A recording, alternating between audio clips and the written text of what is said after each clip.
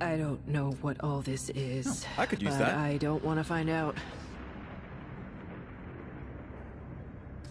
I don't know what all this is, but I do not want to. I could use that. Not bad. Not. I don't like the looks of this.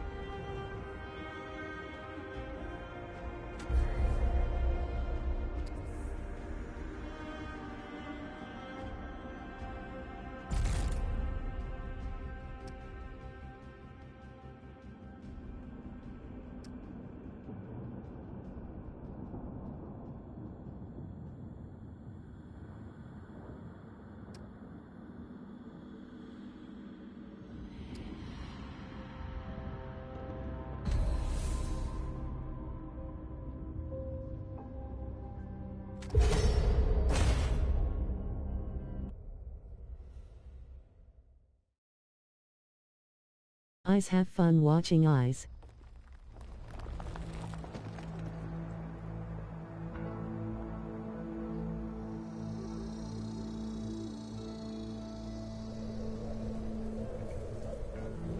She says, if I wanted to feel sorry for myself, I'd have stayed with your father. Whew, that is quite a drop. Let me help you down? I've got this.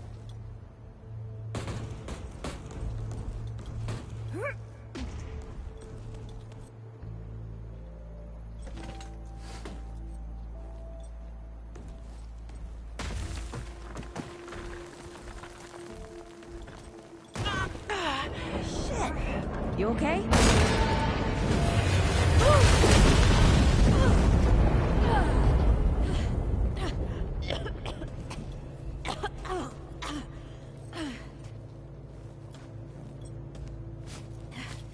That's 3.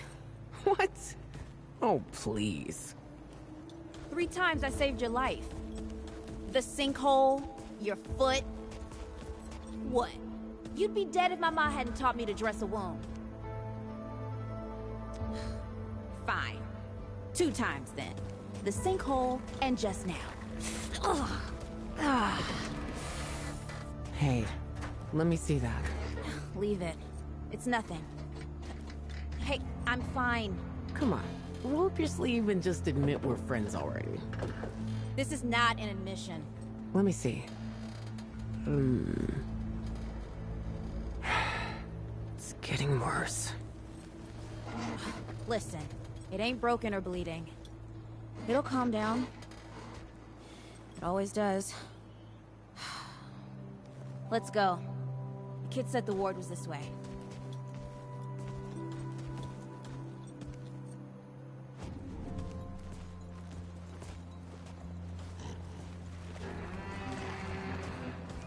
You ever hear about the North Pole? That old fairy tale? Yeah, like this ward. Old white guy founds it. Food and fresh water, everyone gets along. That sounds like the fairy tale to me. It's probably just a couple of old-timers holed up underground. I just hope they got a few supplies for trade. Otherwise, we won't last much longer out here. You think people actually live like this? Not sure. I don't know what's in that Fulton's original blend, but I never seen nobody that happy before. Not in real life.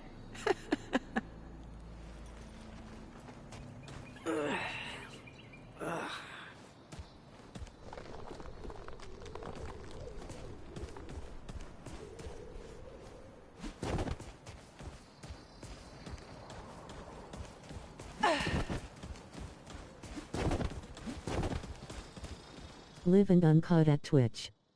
Highlight and old clips at YouTube.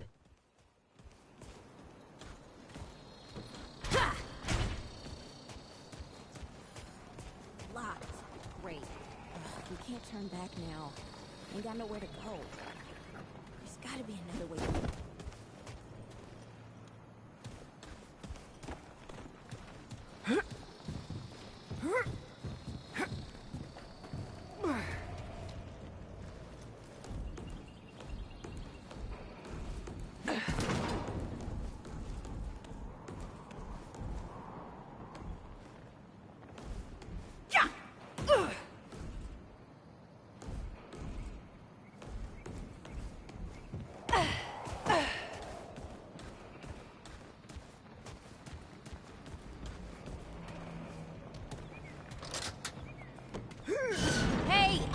Always open to suggestions/improvements/innovations.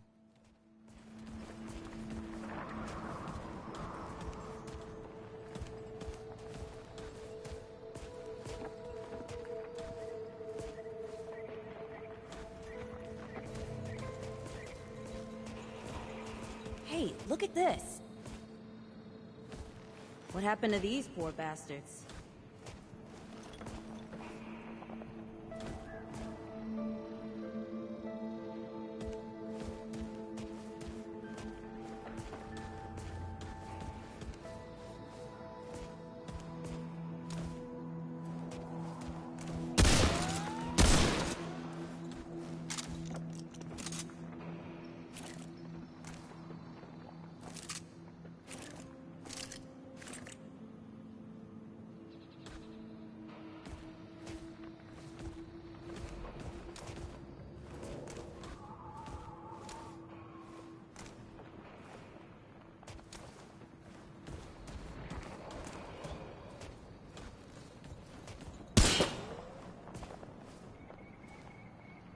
Can't let it go to waste.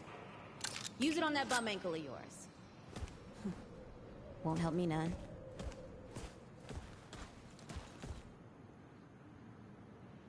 Hey, come on. Let's get some distance between us.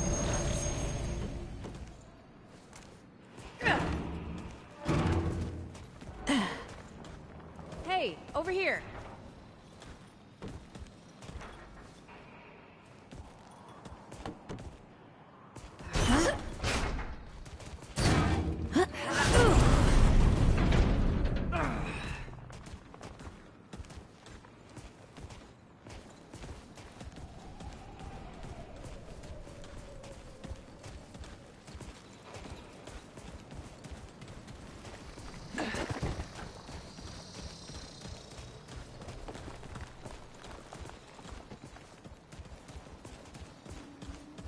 Oh, this is bad.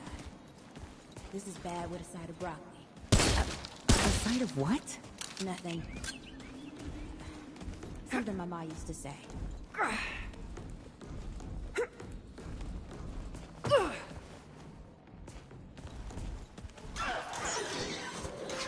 Deadwood! Shoot the damn thing! Nice shooting. Hey, that don't count, by the way.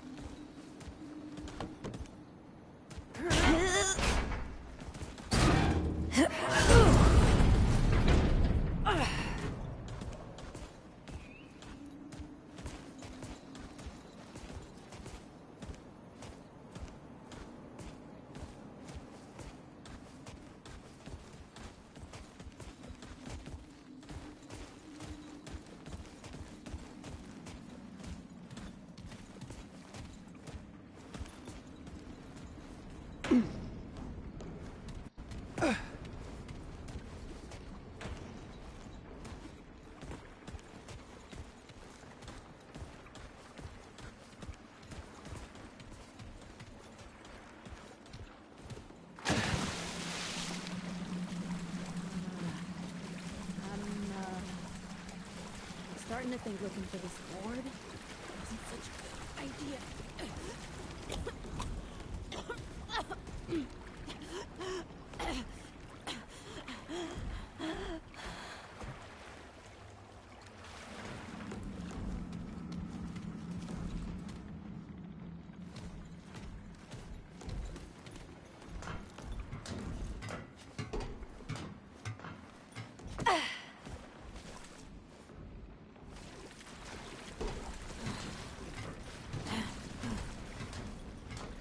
Deadwood ain't all gone after all. Nope. Ain't no way the war's been lost. How would a nest like this out here? No. Maybe best we head back. We retrace our steps. We can find another way out.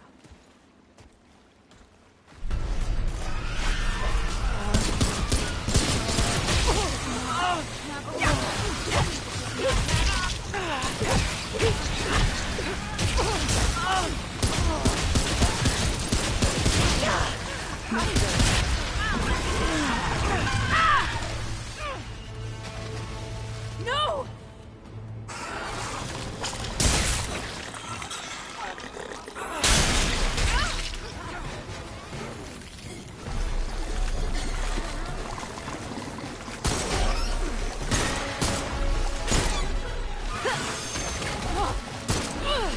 Not today, assholes! Hey, this is 3, by the way. You know, right here makes for 3.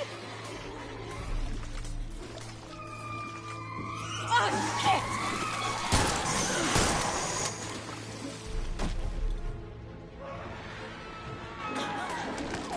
Hey, listen. For what it's worth, you were a good friend. You were a good friend.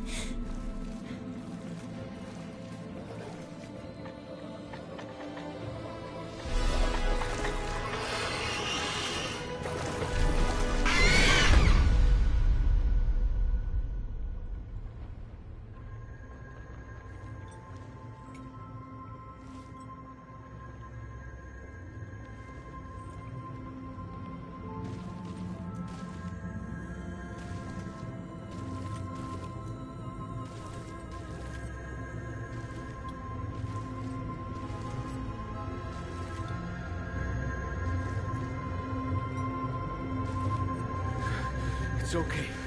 You're safe. Whoa, whoa, hold up. We're friends. We're here to help. Can't hold this forever, Bo!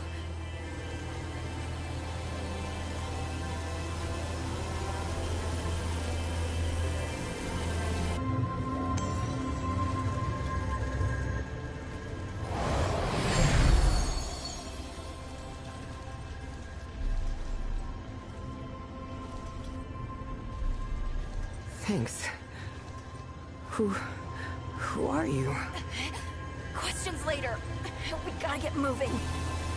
On 3. 1,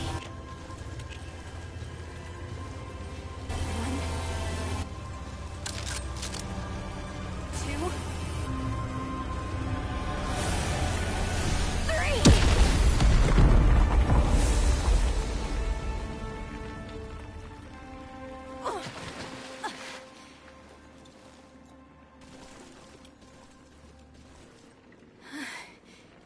That's all I got. You're on your own now. Hey, we still got each other. Right. Follow us, you two. That won't be the last of them.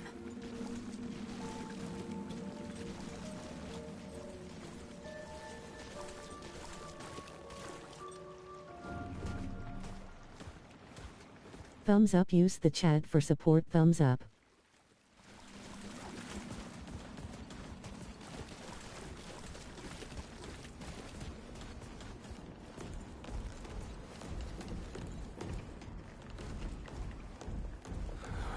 brute are thick down here. Must be what I felt back at the ward. Wait! You're from the ward? Shit! Maybe Santa's real too. Yeah, it's not far from here. The way down collapsed behind us. We're gonna have to find another way out.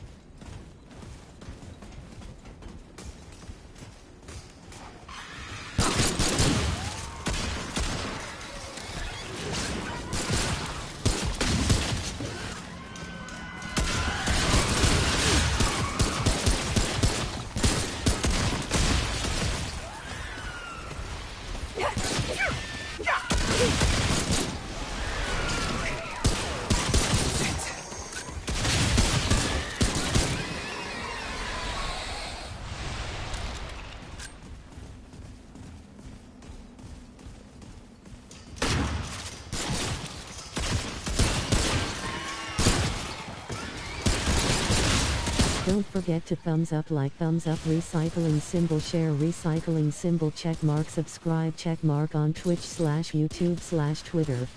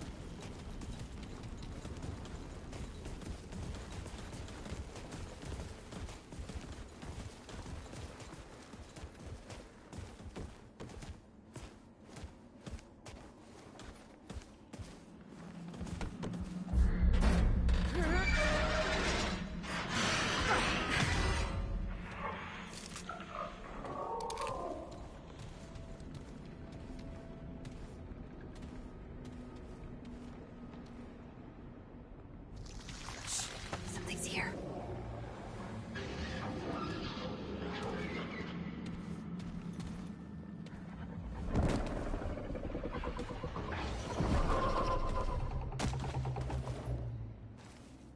The dead would know they've lost, but they won't lay down without a fight.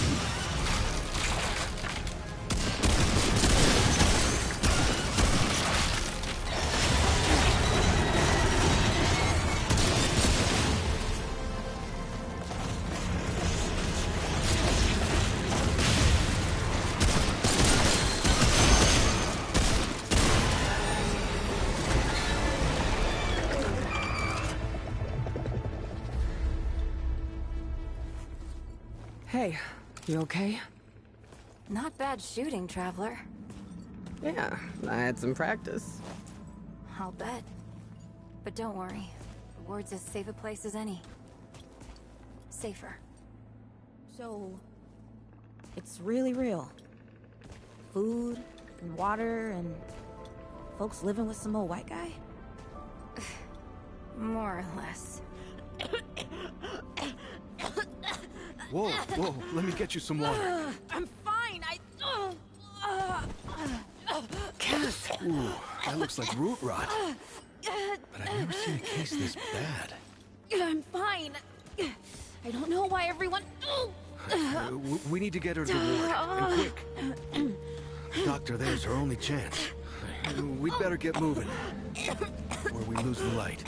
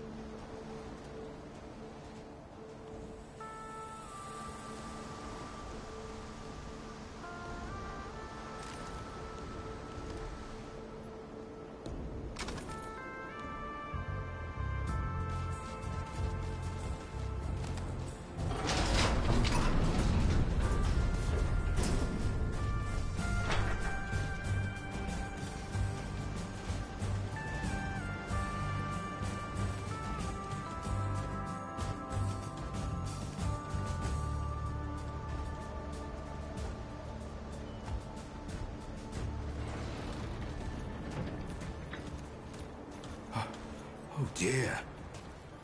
This is Wriggler. Call me Riggs. I got you, darling.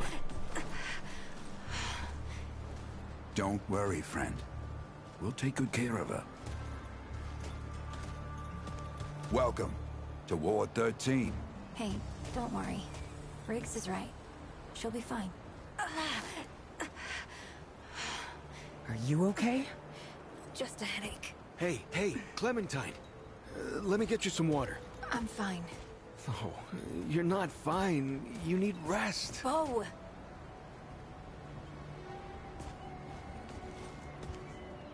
He's the ward's mayor. Thinks that puts him in charge of everything and everyone. Listen, I'm gonna check in with Ford, and then I'll get some rest. Okay? I've been through a lot worse, you know.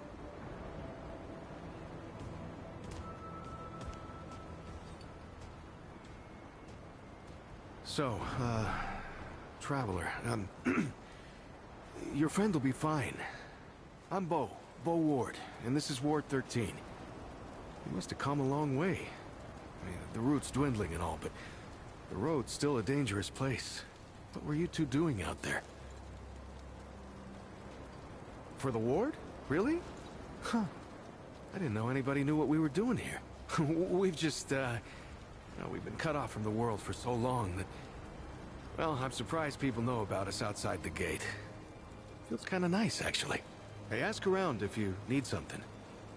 Oh, start with Ford. I'm sure he'd like to meet you.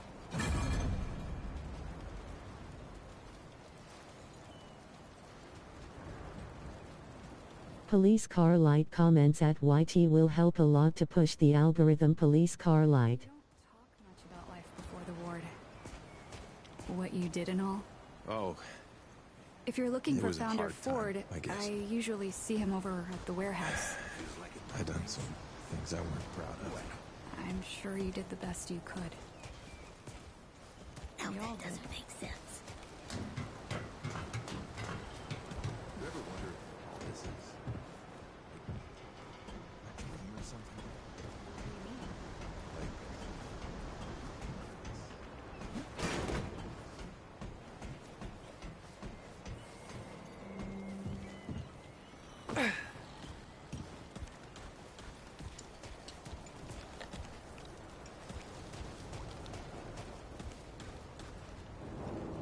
this is not up for discussion, Clementine.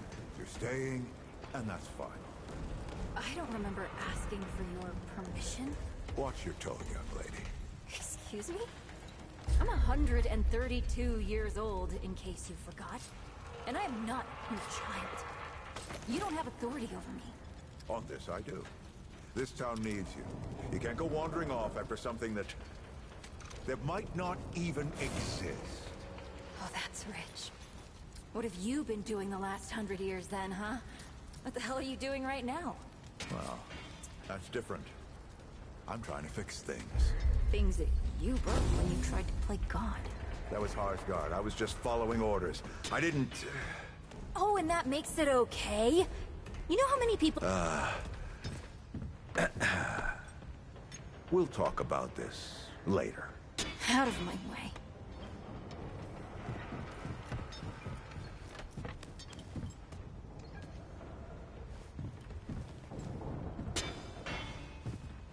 Whoa, what have we here? Ah, the Traveler, of course. Wallace said yes, right on time. Sorry you had to see that. But then again, you've been around. I'm sure you know. Families fight. Andrew Ford. Good to make your acquaintance. In the flesh.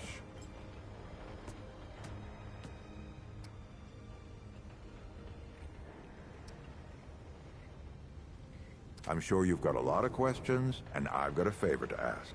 So let's get to it. You first.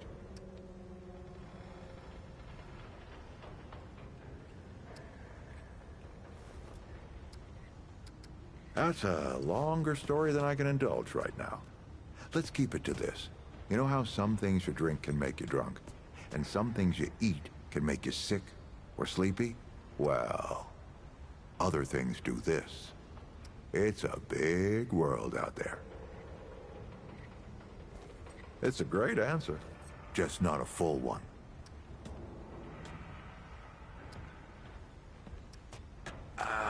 Not you precisely, as in name, rank, serial number, but I knew someone. Hi Chad flag, Japan flag, Hong Kong SAR China flag, European Union flag, Germany flag, United States flag, Australia flag, South Africa. Where are you watching from? Aren't you clever? Skeptic. That's fine. It so happens I knew you'd be coming today. Or I hoped. Our young Wallace told me. Wallace? He's a special kid. A lot like somebody I used to know. She had bad dreams too. Dreams about things that hadn't yet come to pass. It's more like he can see really far into the present. Sometimes.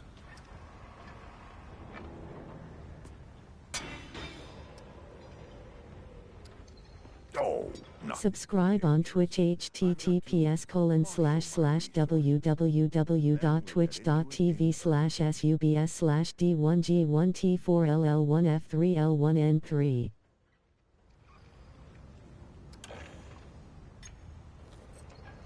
All right, Traveler.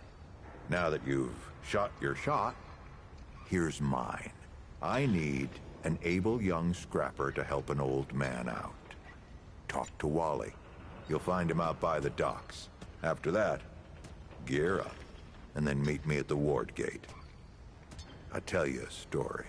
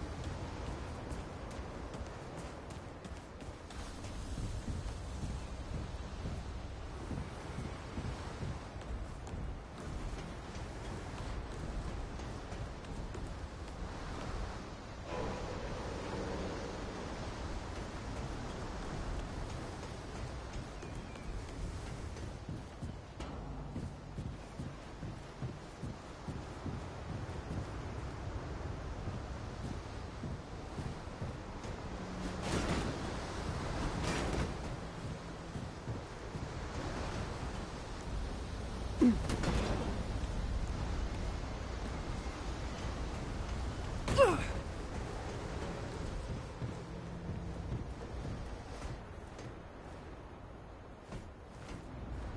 see you, Traveler.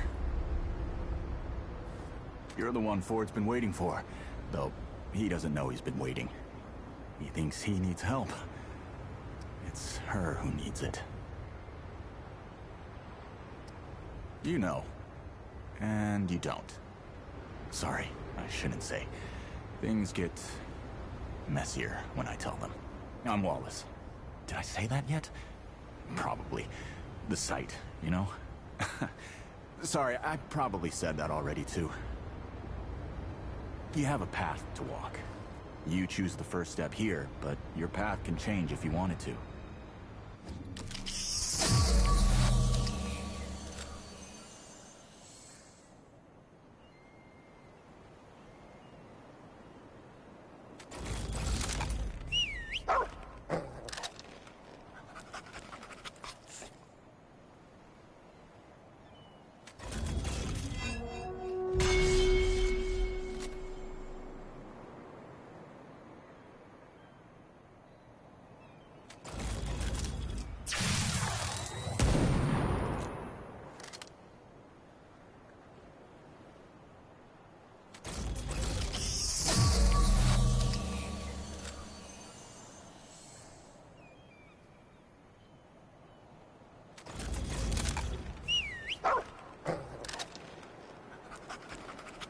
Yep, that makes a lot of sense now.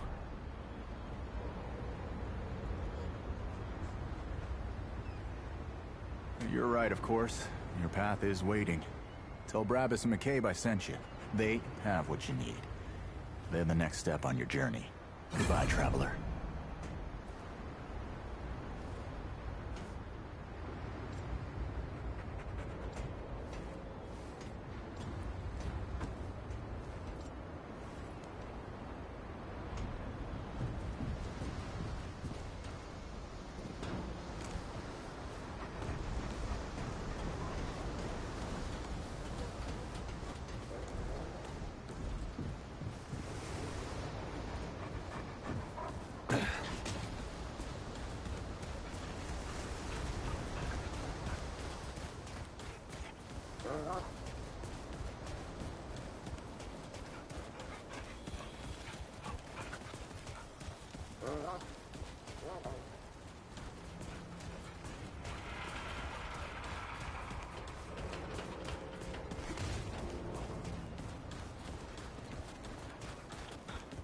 Well, ain't you a right mutter, traipsing in here like you own the place?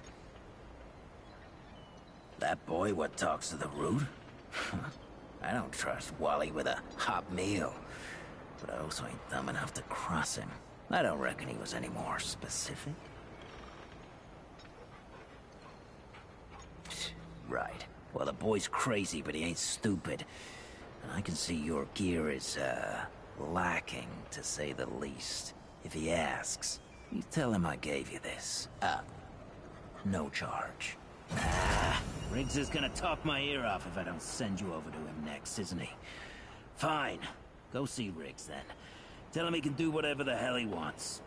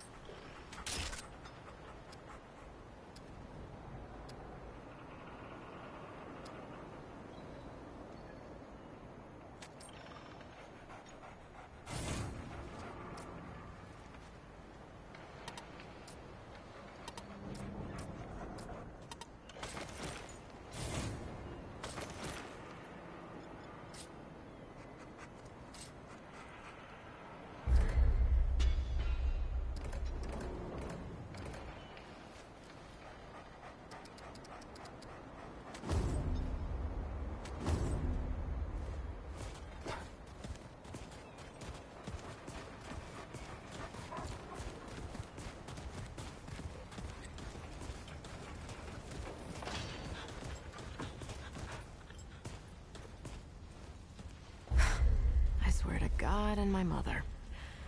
Did Bo send you over here, or did you stumble your way over here yourself?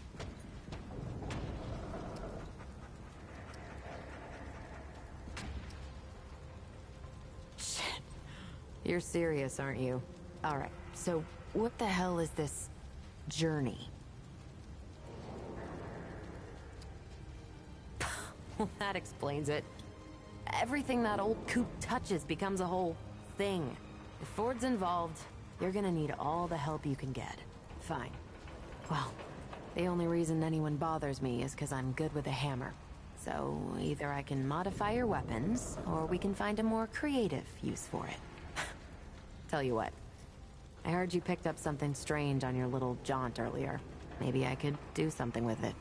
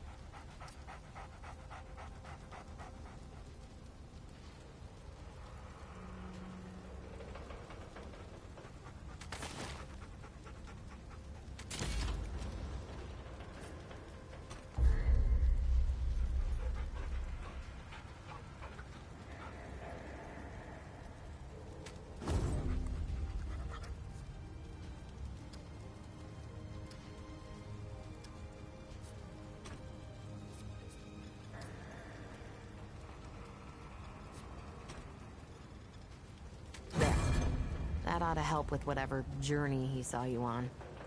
Just tell Wally to be more specific next time, yeah? So we're done here, right? Or do I need the hammer again? Hopefully this means you'll be leaving soon.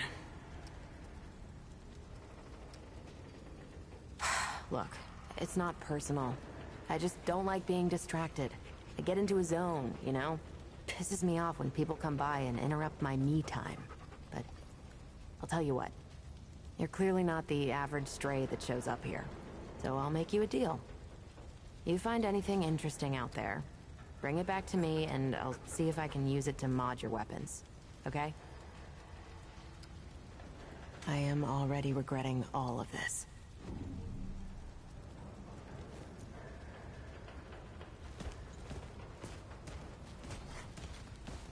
Oh, friend. Glad to see you're all right. What can I do for you? Rigs, and no worries. There was a time when helping each other survive was all we had left. Around here, we don't forget those days if we can help it. Your friend's gonna be all right, by the way. I've seen weaker pull out of worse. What were you doing out there?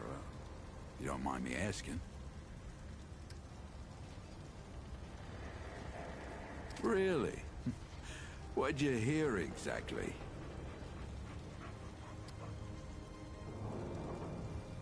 Well, you found it. That's what these folks were for me, anyway. Couple of times over. They'll do for you too, if you've got the hands and heart to join them. Given how you've been watching over the little scuffler in the med bay there, I'd say you'll feel right at home.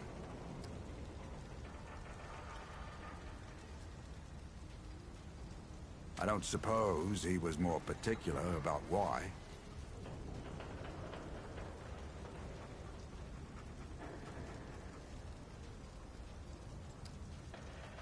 Right. Well, I've got a pretty focused skill set. I reckon I know what he means. Come to me if you ever need to upgrade your equipment.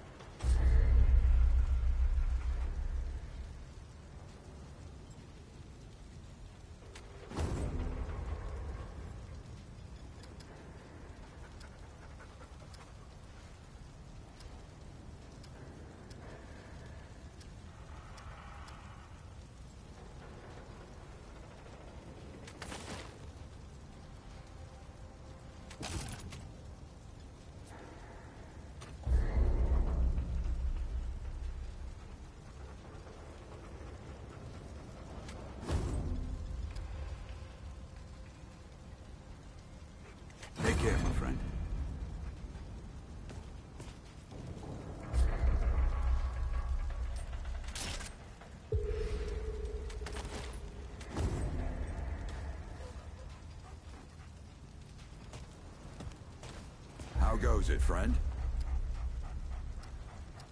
Happy to.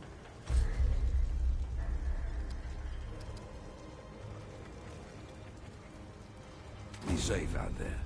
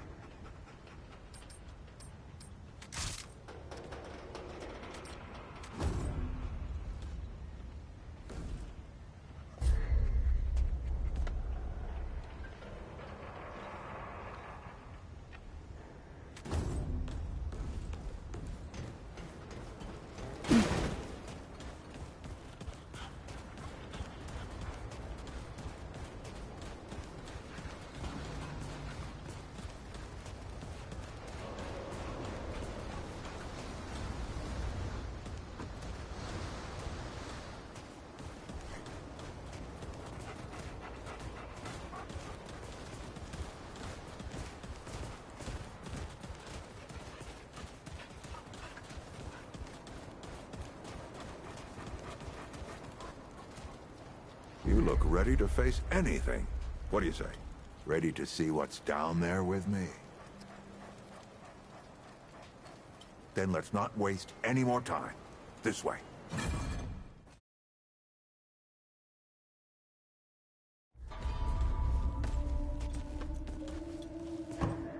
Eyes have fun watching eyes.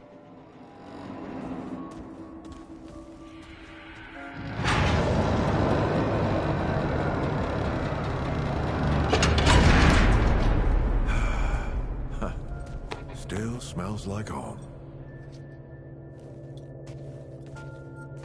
Here, take this.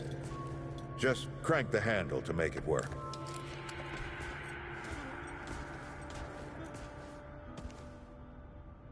This used to be a research facility, cutting edge. We did things down here nobody dreamed of. Not before nor since. Yet, for all our manpower, we didn't know what the stones really were.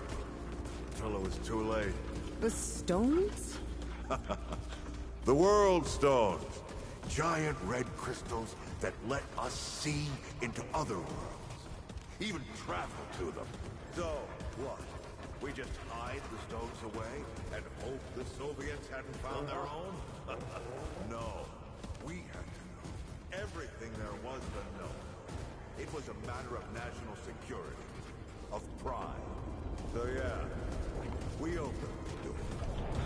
And walked. But something was waiting on the other side.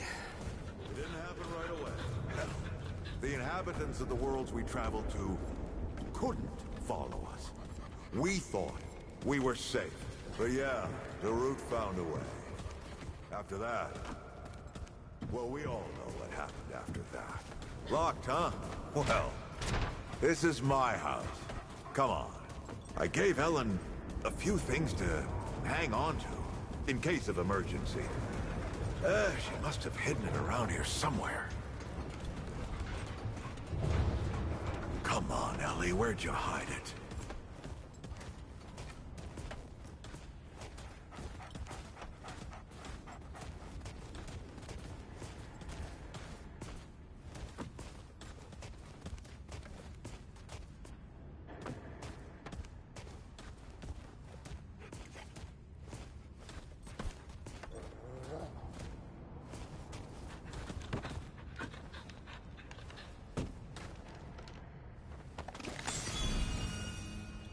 That red thing, we call it a dragon heart. Don't ask why. Take it with you. You might need it.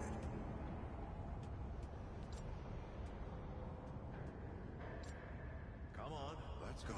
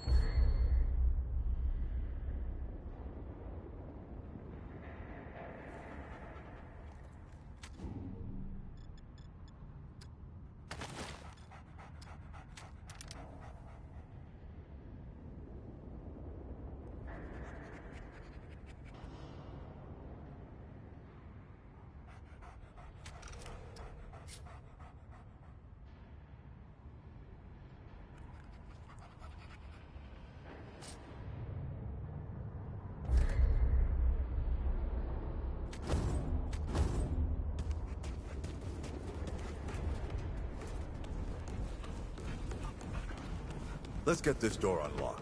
Can't stand around all Follow me on Twitter https://twitter.com/INTENT/USER?D1G1T4LL1F3L1N3.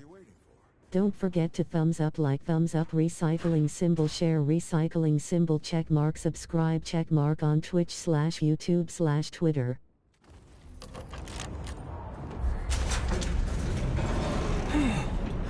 Is that The World Stone. Yes. Or part of it, anyway. Every shard's as useful as the whole. We shut it down after Harsgard died. Like I told Ellen at the time. The damn thing's more dangerous than useful. Huh. Of course not. Never mind. Hi Chad flag, Japan flag, Hong Kong SAR China flag, European Union flag, Germany flag, United States flag, Australia flag, South Africa. Where are you watching from?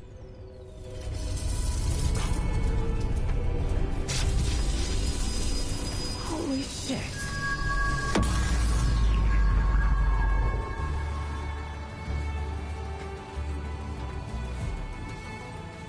So many years. So many journeys. I wonder if the Andrew Ford who first touched this crystal, did he ever come back? Go back. Tell Bo to bury this place. Not just lock it away, but get some explosives and bury it in a tomb of concrete. More dangerous than useful, traveler. Remember that.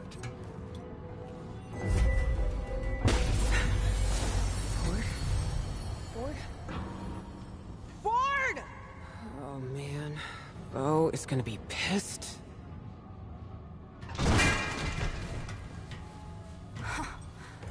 That bastard did it. He actually woke it up. Clementine? Hey. Did he tell you how to use it? Do I even want to? System failure is imminent. The core has been compromised. The utility is required. Commencing acquisition. Ah! Help! Clementine! Don't let go! I'm slipping! Don't let it take me!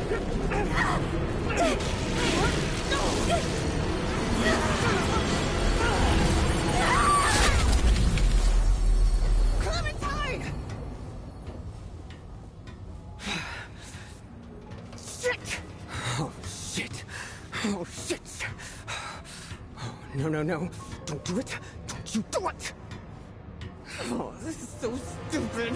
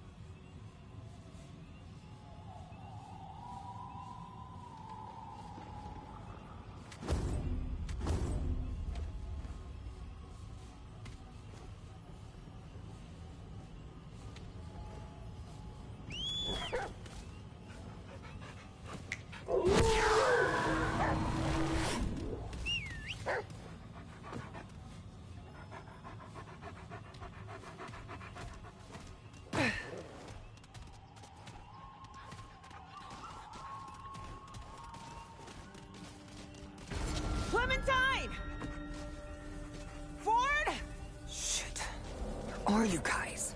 This is all insane. Both the Crystal and Ford. Better get moving if I'm gonna find Clementine.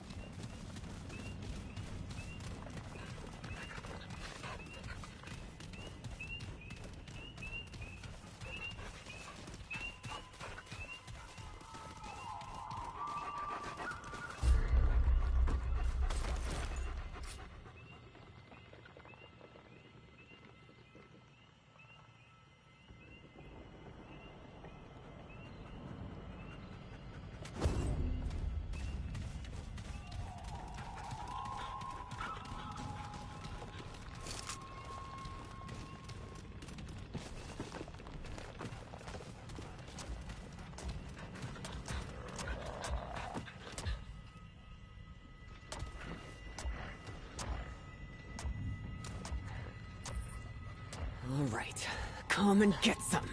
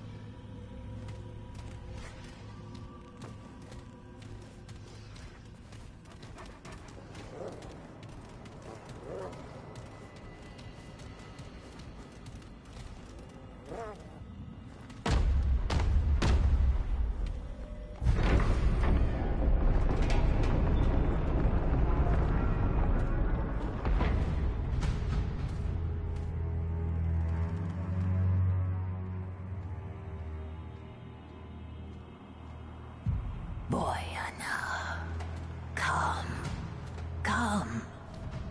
We have been waiting.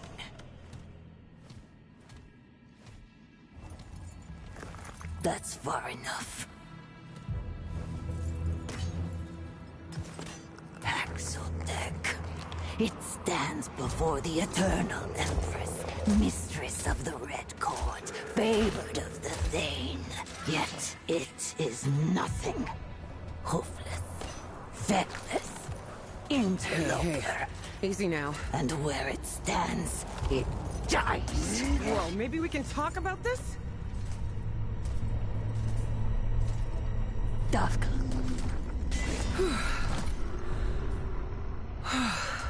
It seems it should live. For now. But tell us, Paxotech, what woes does it bring this time?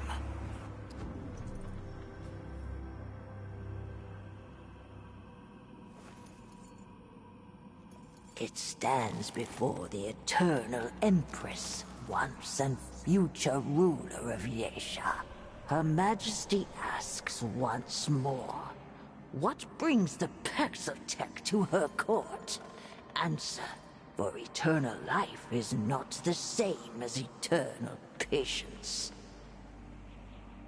Her Majesty is unsurprised by its solipsism.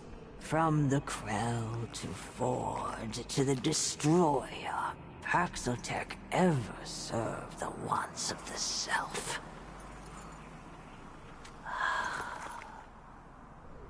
Her Majesty knows the path to the Paxotech's goal. It will choose respect, Paxotech. Do not mistake temperance for familiarity. Her Majesty is the immortal ruler of a civilization older than most worlds. It will speak to her as such, or it will suffer. It is but a narrow stone her eternity has given the Paxotech to stand upon. It will not forget again.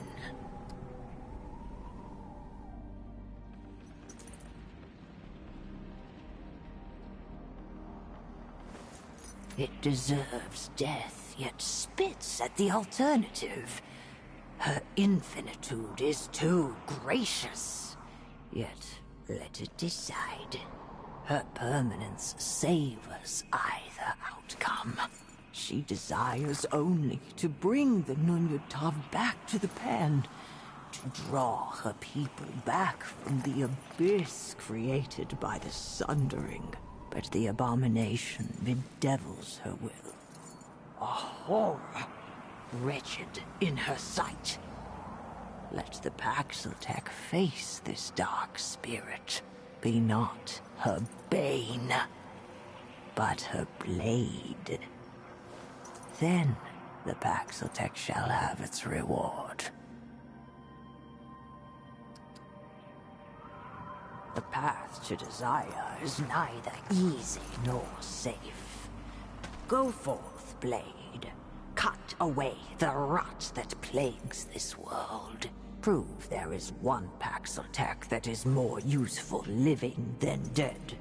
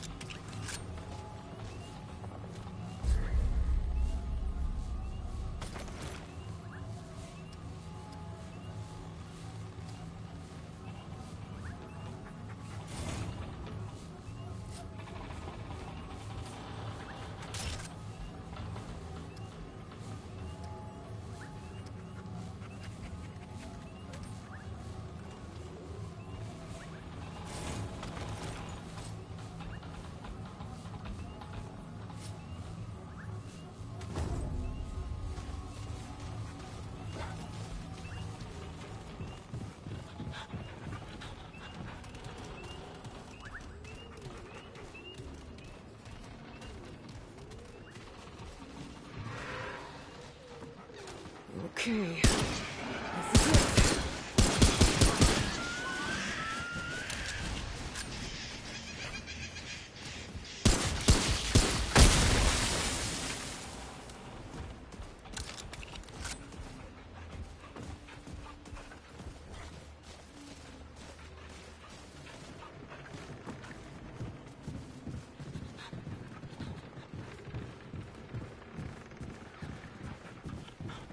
This is it.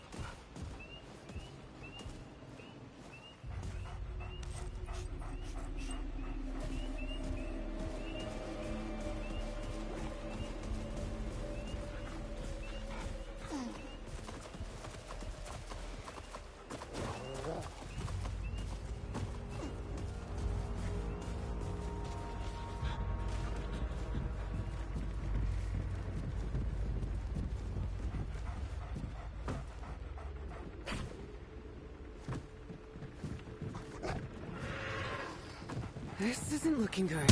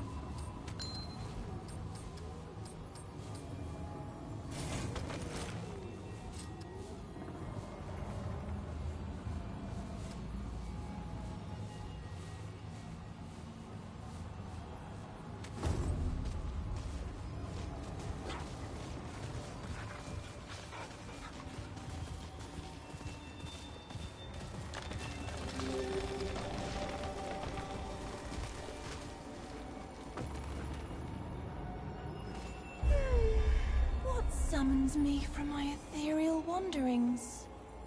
Muzar. What kind of beast is this?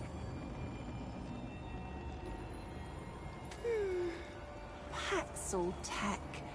I can share my wanderings with you. But first, I seek the knowing, the truth of nature held within your ark. You want to answer? So I will ask. Answer these questions true, sweet beast, so that your ark may be known and your eye may open. And do choose wisely. Answer from your heart. A powerful god conscripts you into their service and offers you a choice. You may rule the underworld and never return to the living, or you may serve at the god's pleasure in the mortal realm. Serve above, or rule below. What say you, sweet beast? Ooh, how revealing.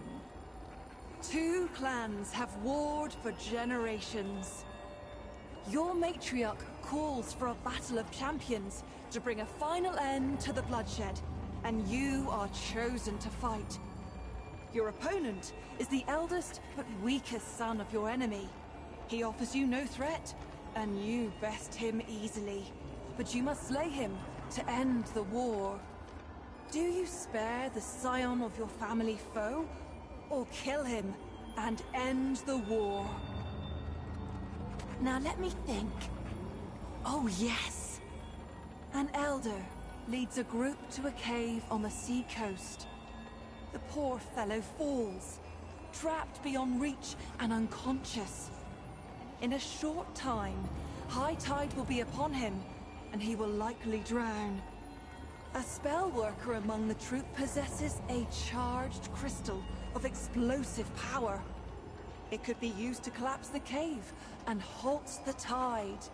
But it is very dangerous. Do you leave the Elder to his fate?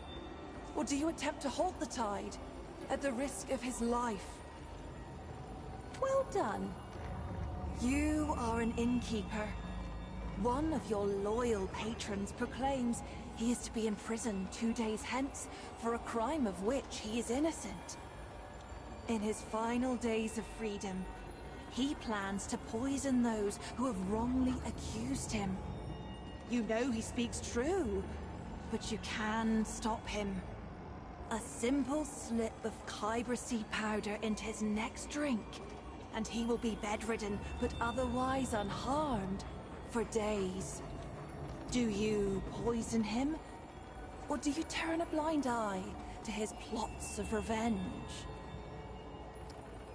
I see. Your son is tied to the track of a minecart and will surely die unless you pull a switch to save him. However, he pleads with you not to pull the switch, for his daughter, your granddaughter, is tied to the other track. Do you save your son or your granddaughter? I see your wheels turning, sweet beast. You have chosen your path, sweet beast. Your heart is true. May the power of the doe's eye free you from your incarnate shackles.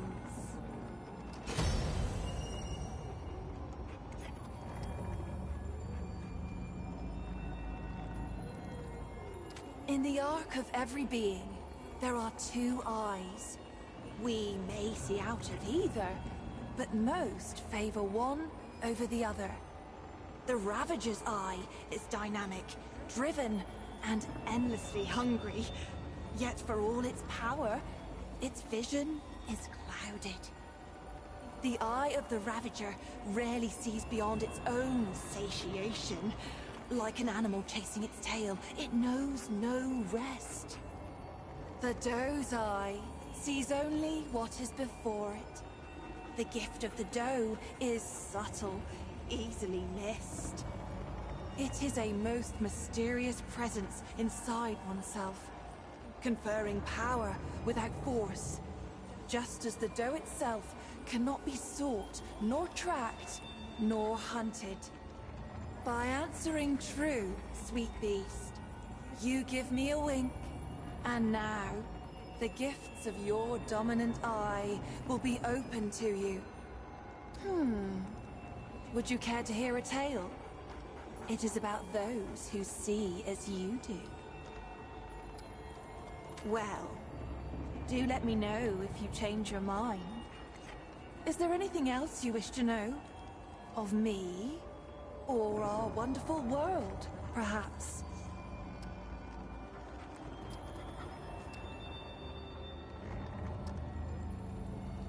Very well, sweet beast. Be on your way.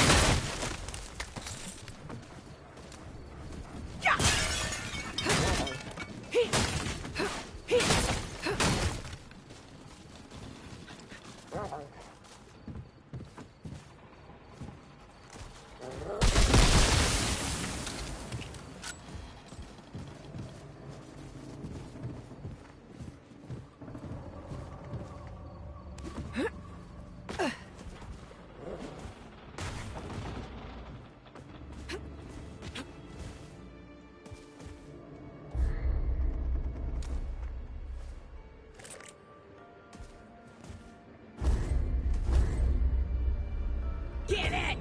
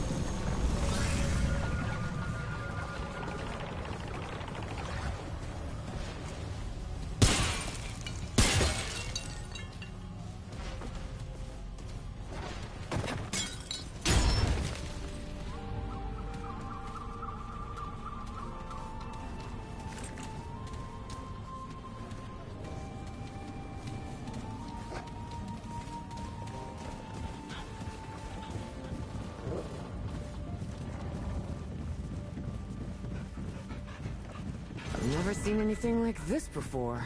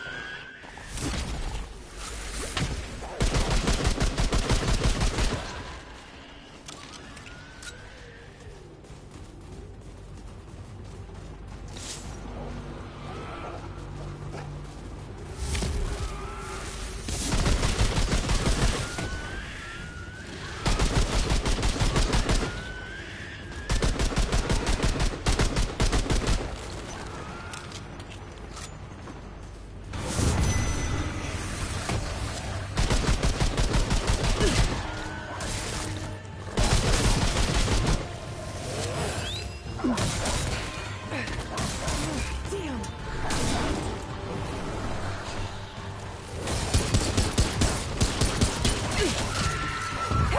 I'm in trouble. All right. Come on, let's go.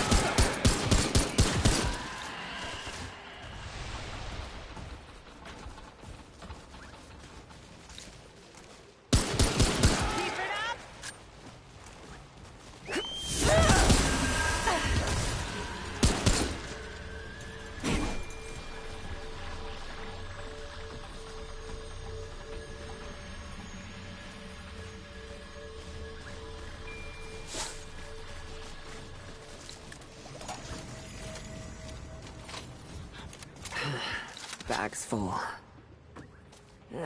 I've got enough of that. Out of room.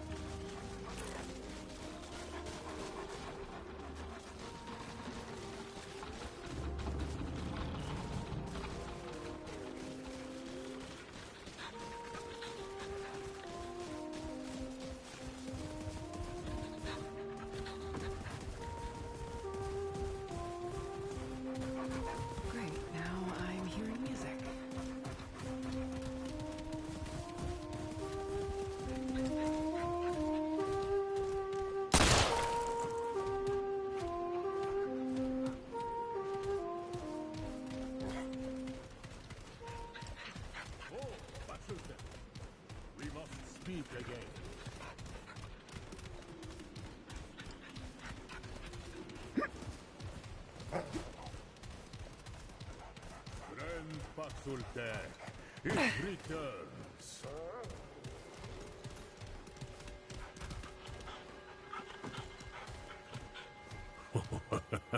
But of course it has. Long ago, the Paxultek and I spoke of songs and... of course. It is not the same Paxultek.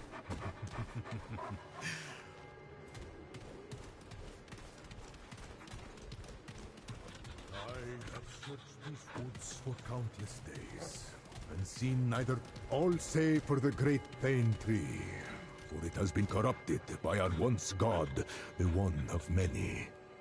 I dare not tread therein. If there is hope, you will find it there. Travel through this temple to the far woods, but beware, friend Paxultek. The blessing of Yesha go with it.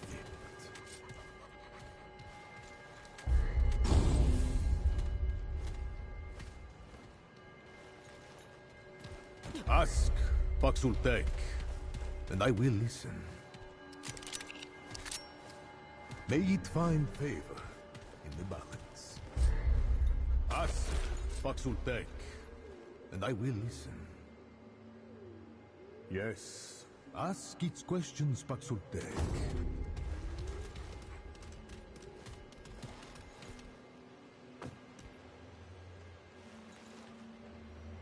I can do more than tell the Paxultek. There is a song. Of course, I cannot sing it. I am a flautist, after all. Yesha cares for all her children, kind and when power calcifies, the blood moon will rise. Inaction serves or something like that. May it return again.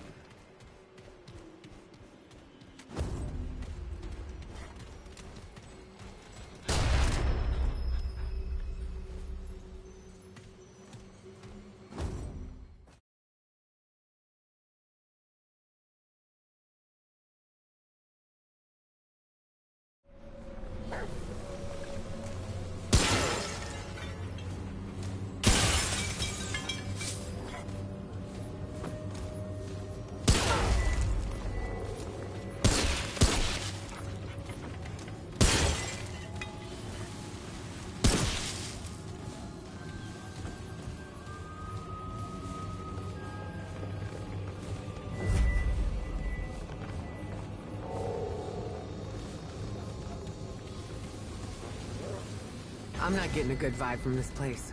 Let's keep moving.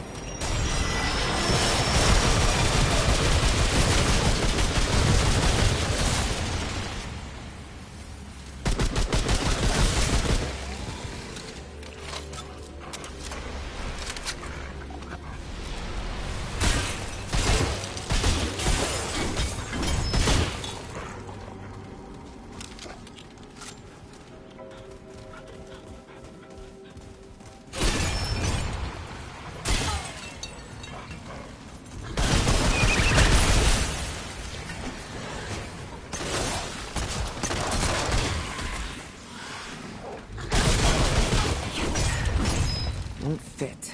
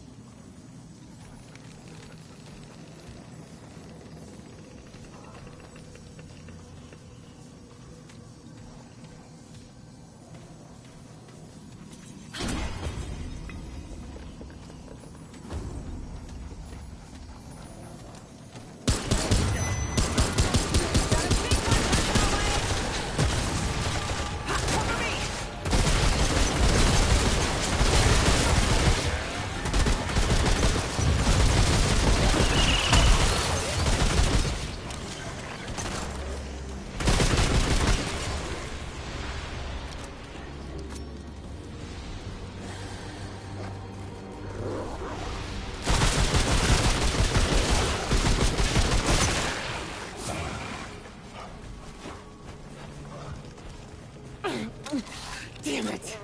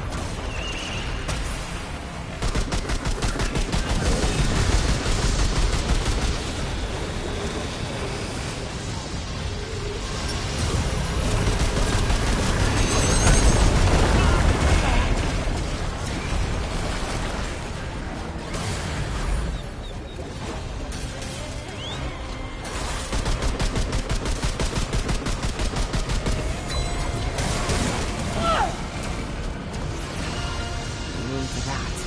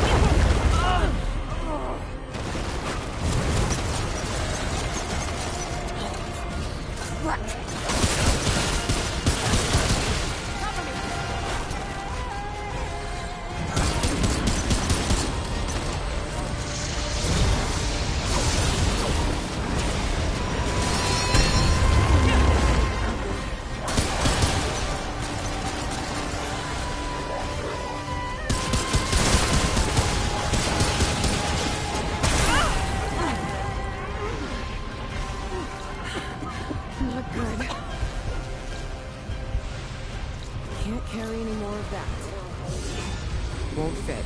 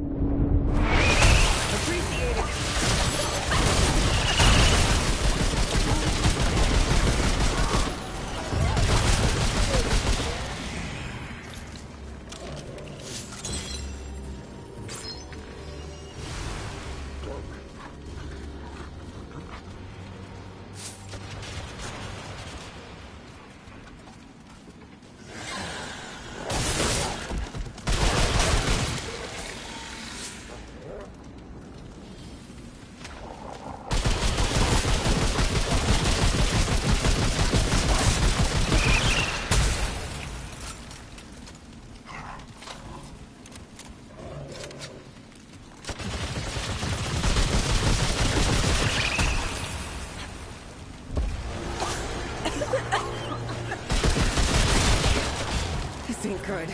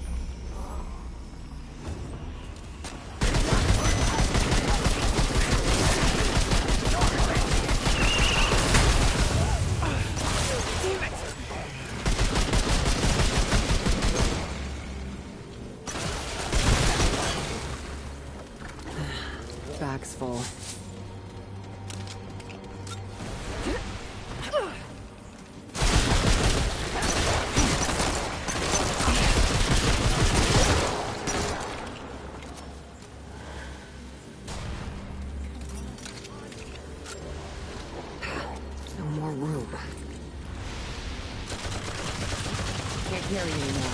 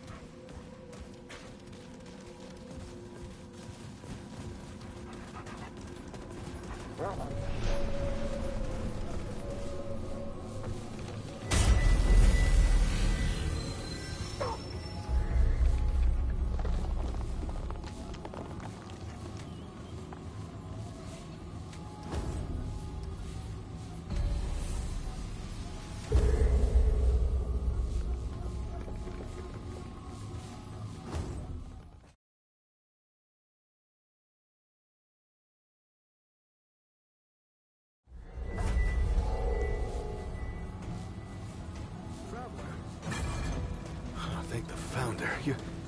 You're alive. What happened?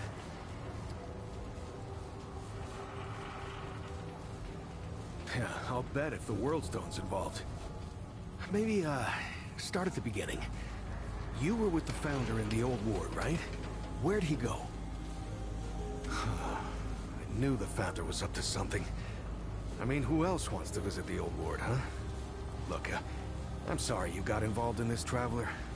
So, then what happened? Wait, what? Clementine? Where is she? Is she okay? Right, sorry. Clementine, she means a lot to all of us. We gotta find her. I'll get everybody together. If she went through the World Stone, she could be anywhere. Hey, I get that, but she could be anywhere. Do you understand? It's a World Stone. It takes you to other worlds. All right, I'll get Brabus and Riggs. I'll tell them to... Oh, what the hell am I doing? I don't know what's out there any more than you do. Oh, I'd be putting the whole town at risk. Clem wouldn't want that. Hell, it's a miracle you came back. No, we gotta trust you on this, like you said. Is that all right? Thanks, Traveler. Talk to the folks around town. They should have any supplies you need. You know, Ford used to tell me, old Commander Ford, not the Founder, that a leader and a hero are two different things. The leader's place is always with her people. I thought she was just taking a dig at her grandfather for leaving all the time, but I think I'm starting to understand her better now. Hey, let me know as soon as you find Clem, okay? We're all worried about her.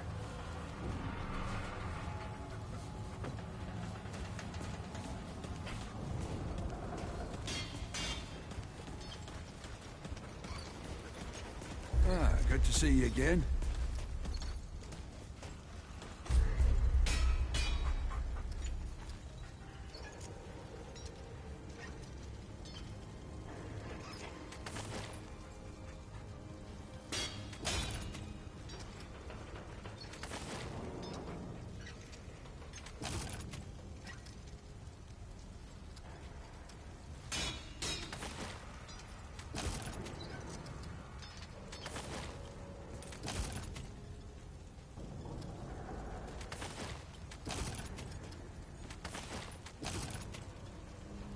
So long. How goes it, friend? Take care, my friend.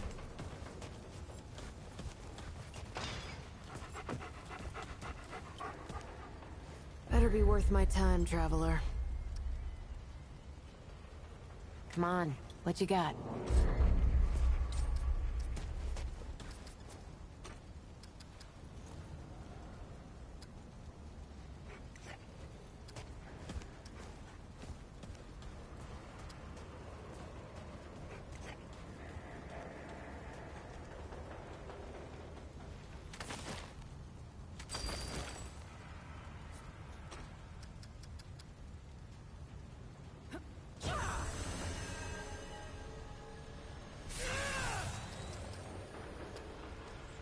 Okay, that's all you get. Bye now.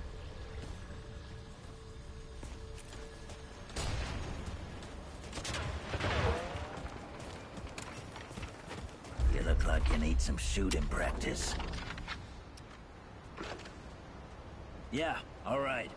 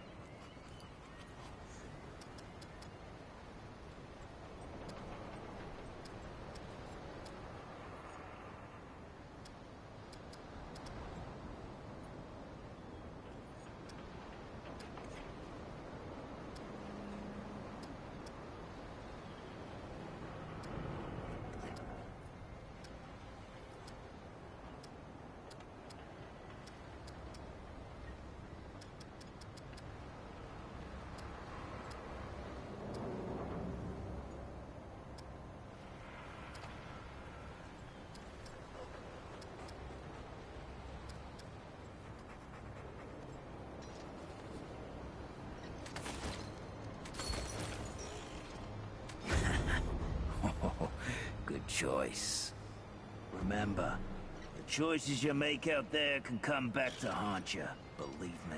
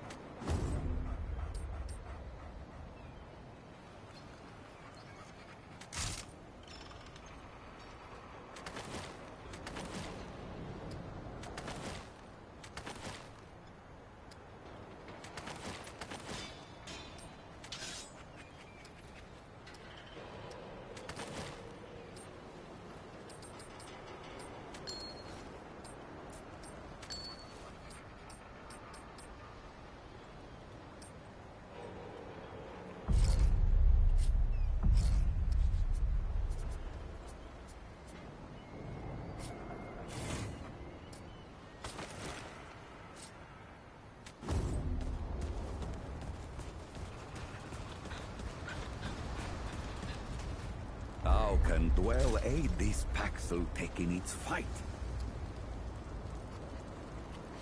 Of course.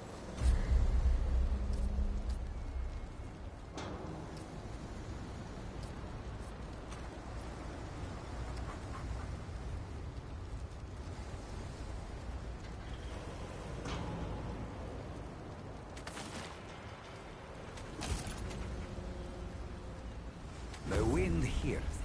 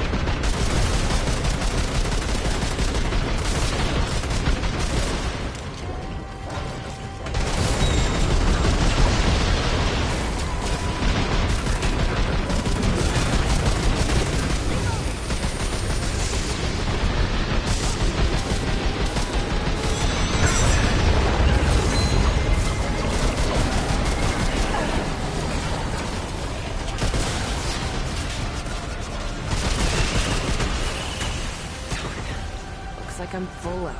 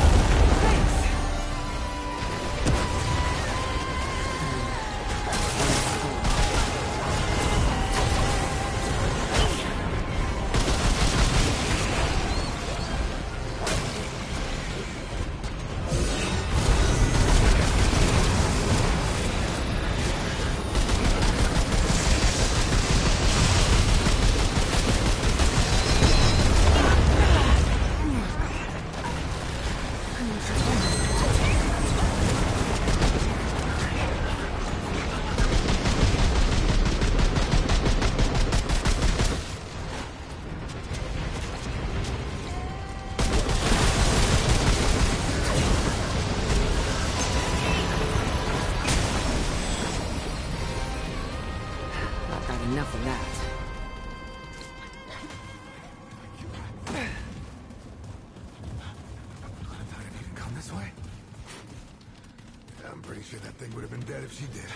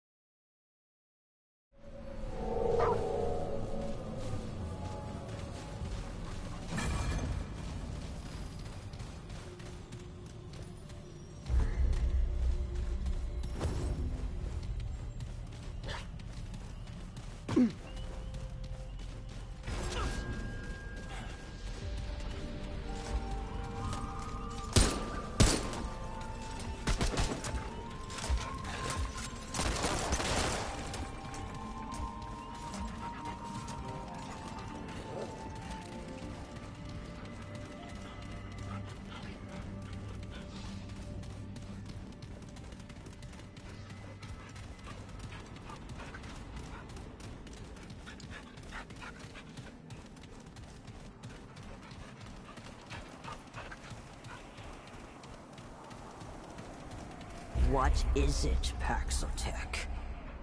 Be brief. Even too frequent supplication tests her eternity's grace. Does it need a reason to obey eternity? Perhaps hating the fiend as we do would sharpen its edge. We once had a guardian, a god of many faces. This one of many was destroyed by Paxotech. And now, in the Guardian's rotting remains, root and ruin have entwined into a horror and mockery of divinity. Just so.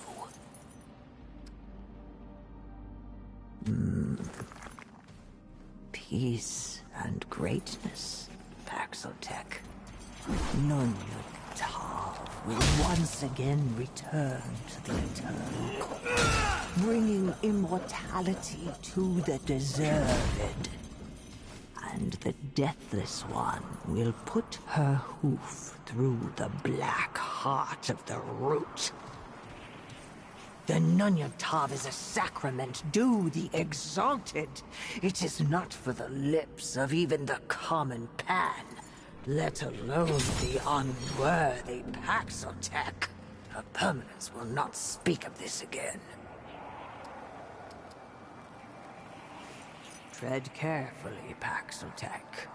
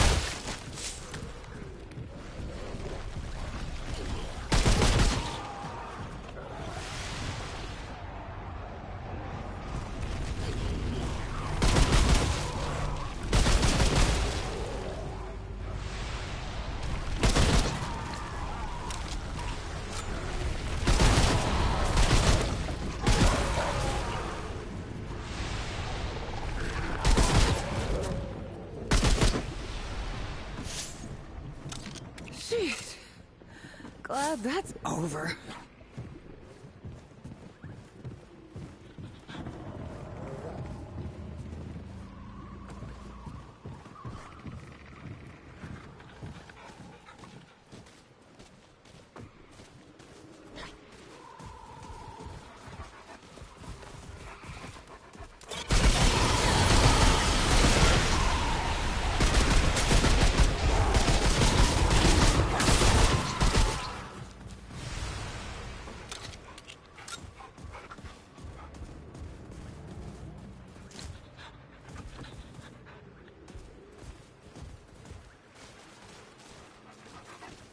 Great. More bad news.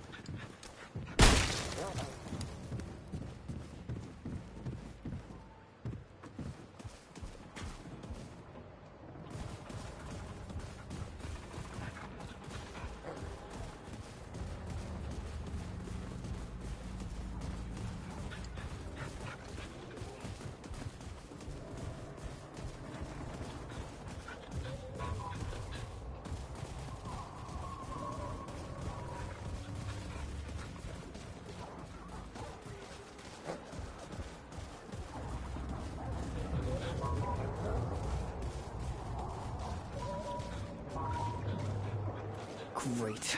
More bad news.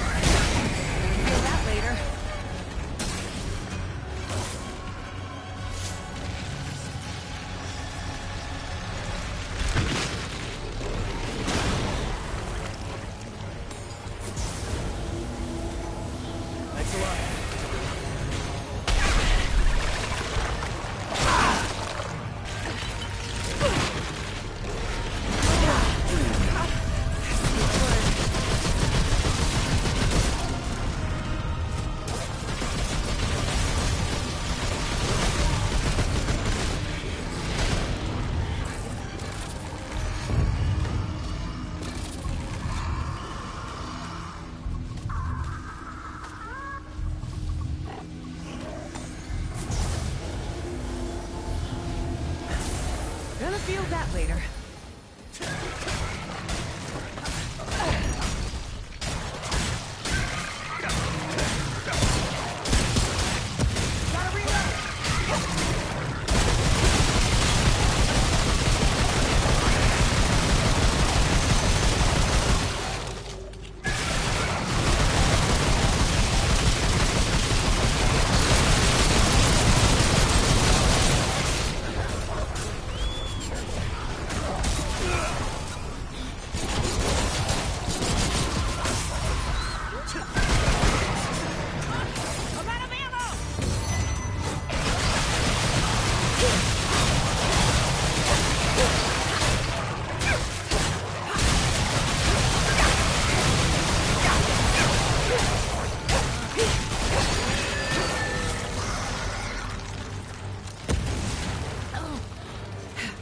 Everyone okay?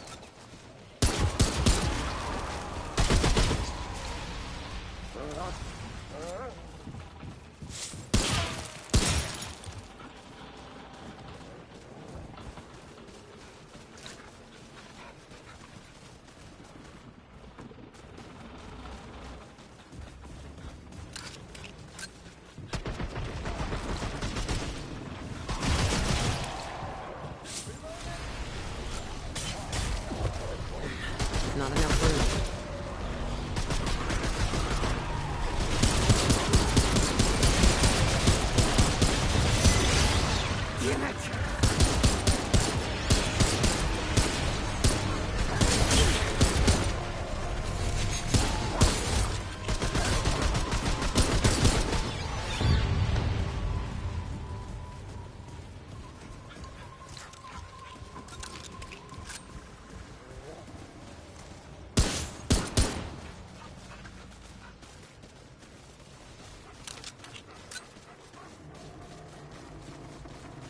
come.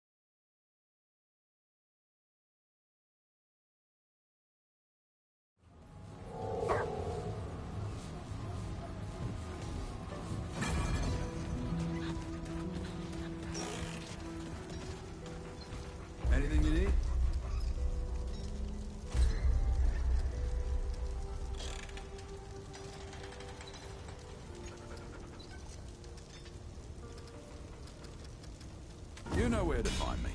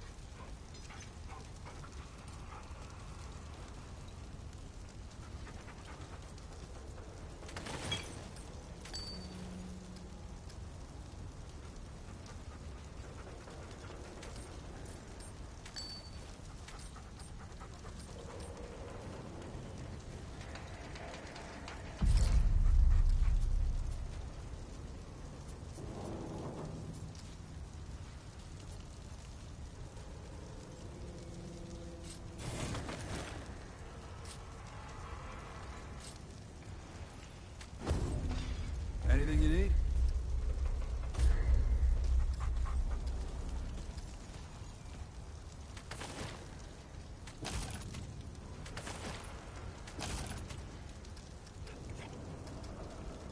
Be safe out there.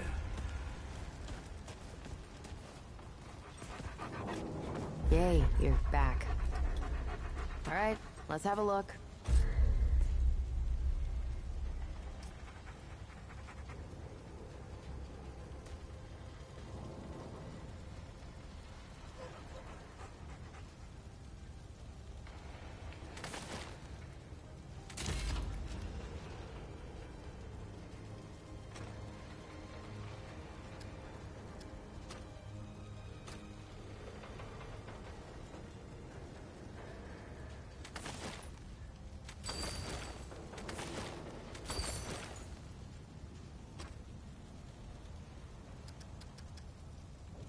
We're finished here.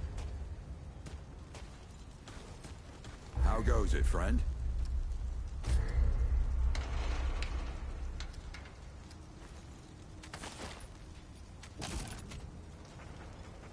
Be safe out there.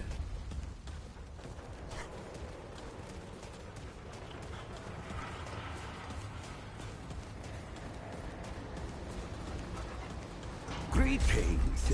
Forgive me. Oh, it is new. I thought I had seen it before. So difficult to tell Paxutech apart without hoof and horn. I am Sa Israk Thadwell. My Paxutech name is Dwell. I sell wares crafted using refined crystals from my world. They make Paxutech faster, stronger, more powerful. They help it defeat its enemies. And the prices are quite fair. Quality it cannot find elsewhere, not even on Yesha.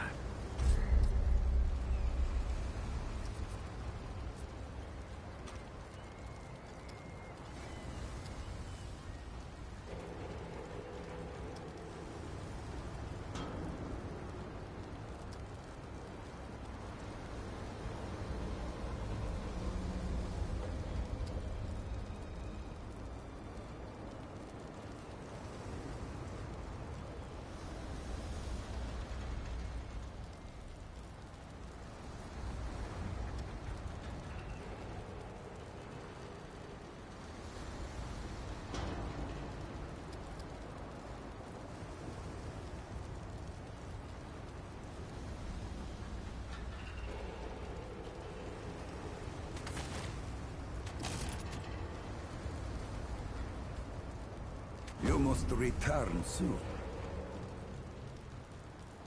What aid can Dwell provide?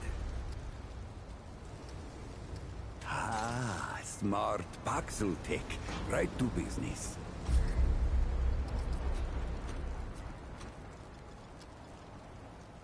All roads lead to Dwell. How can Dwell aid this Paxutech in its fight? Of course, Paxutech. Yes, That is always the question. I am Pan, from the world of Yesha, where the Eternal Empress reigns, the Doe and Ravager run free, and the balance breathes life to the jungle. Or so it used to be. Alas, it is not.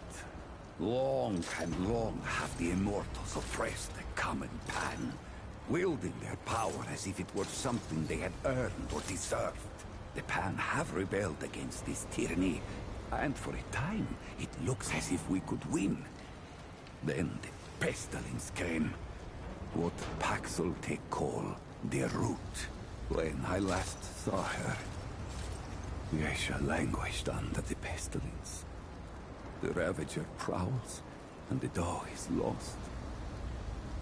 The Paxel-Tech Ford, the founder. On its last visit to Yesha, it said it was possible.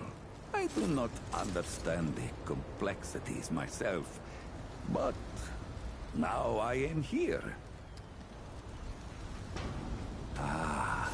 Ford came to Yesha many times, aiding the rebels against the tyranny of immortals.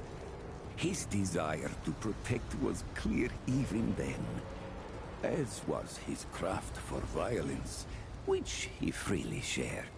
Dwell did not learn Paxel-Tech Ford's violence, but shared in aiding the rebels with the same wares I offer here. Both aided rebellion, so both shared imprisonment. Oh, I languished for years, a cost I had never hoped to pay. But another Paxel-Tech, the one they say wanders the world, came to free the Ford. And the Ford freed Dwell, and many others. Not Paxel-Tech name, perhaps, but it is my name whilst I live among Paxel-Tech tongues. Paxel-Tech, foreign to the Pan, meaningless, perhaps on Paxel-Tech world, but it is at home on Dwell's tongue. They are crafted using a special crystal found only on Yesha. The Ahane, the priests of the Ban, forbid the crystal's use among commoners. But the Gal are craftier than Ahane know. Long and long have the Gal used the crystals for weapons, or even cruder things, like soups. But it takes an artisan like Dwell to bring out their full potential. They are crafted with refined crystals, and all crystals are special. A crystal is order, perfection from husk to heart. Some crystals split light. Others, like stones used to bring me here, can bridge worlds. The crystals I use carry power within them. Some Pan believe them to be divine, but this power is merely the interaction of the crystal's harmony with the chaos of the world. As the Ahane have done for ages, I refine the crystal to magnify its harmony and focus its power. Ah, yes. Ah, yes. Farewell. Dwell is here to find.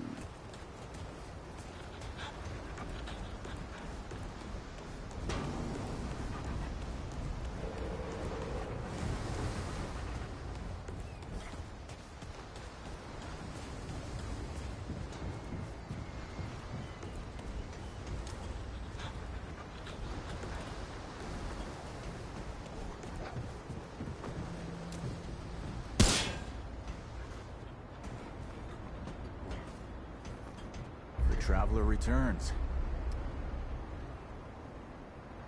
They don't like it when I help you, but it is the role I must play.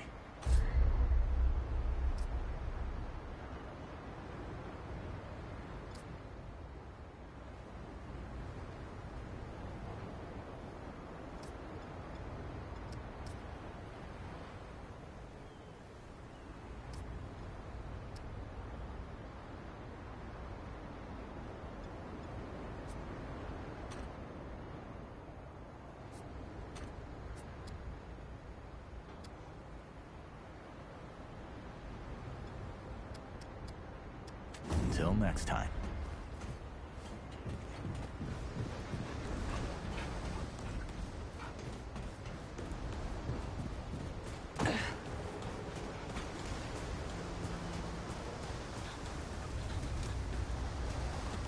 My pa couldn't stay in one place for long. Always on the move. Root be damned, he'd say. Someday I'll move on. Someday.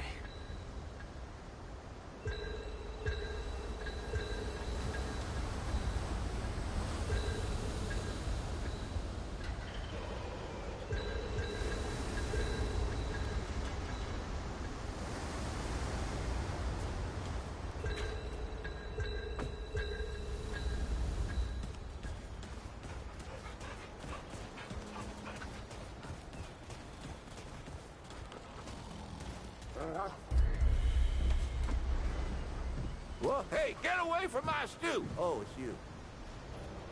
What? No, of course not. Never seen you before in my life. I just figure you're you. You know? And I'm me, and that's where we are. So, what can old Mudtooth do for you, huh? Ho, lucky for you, I've got answers. Good ones, too. Quite a bit, stranger. The name's Mudtooth. And ain't nobody been around longer or seen more than I have. Except maybe old Ford, of course. But that old mudder cheats. Anyway, he hardly tells any of his stories. Only 3 reasons why folks come to see me. And that's my stories or my stew. Town, you call it. Back in my day, a place like this wouldn't be considered much more than a camp or a bivouac. You might call it. Nah, this ain't no town. Not yet. But it is a fine place to set up kip. I lived by myself for years, see? Had myself what you calls it, a hockapatopter. That thing could fly to the moon and back.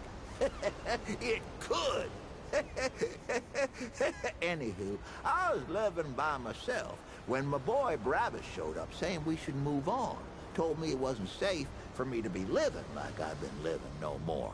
He told me about this place. Got some nice people here. Took some getting used to, being around folks again. Well, Brabus, he's my son. 'Twere his idea to come join this little shanty town. Not a bad idea it was, neither. He's over yonder, at the shooting range, if you're looking to find him. Not much of a talker, though, that one. Guess he didn't get his old man's gift for gab, eh? That so? Huh. Did I tell you about the stories yet? That one too, eh? Well, that's it, ain't it? My stories and my stew. Listen, you sure I said there were 3 reasons? 'Cause there's only 2, and that's certain. Huh. Only 2 reasons folks come to see old Mudtooth, and you know both of them. I'm pretty sure your memory's slipping. You bet your apple I can, but these ain't just stories, stranger. They're objective retellings of legitimate occurrences what you wouldn't believe. Now, where to start? I've been telling tales about the Ford family for years. I tell you, nothing about them surprises me no more. Like old Commander Ford, one who used to run this here ward, she was the youngest of the family. She's the one what brought most of this town together. They say she's dead and buried, but they don't know the truth of it. See, the old commander were the youngest, but she ain't the last. Old Ford, her grandpa, is still kicking here in town. Crazy old man went and fought the Deadwood head-on and lived. Her grandmother was half Root herself. Folks used to call her the Root Mother.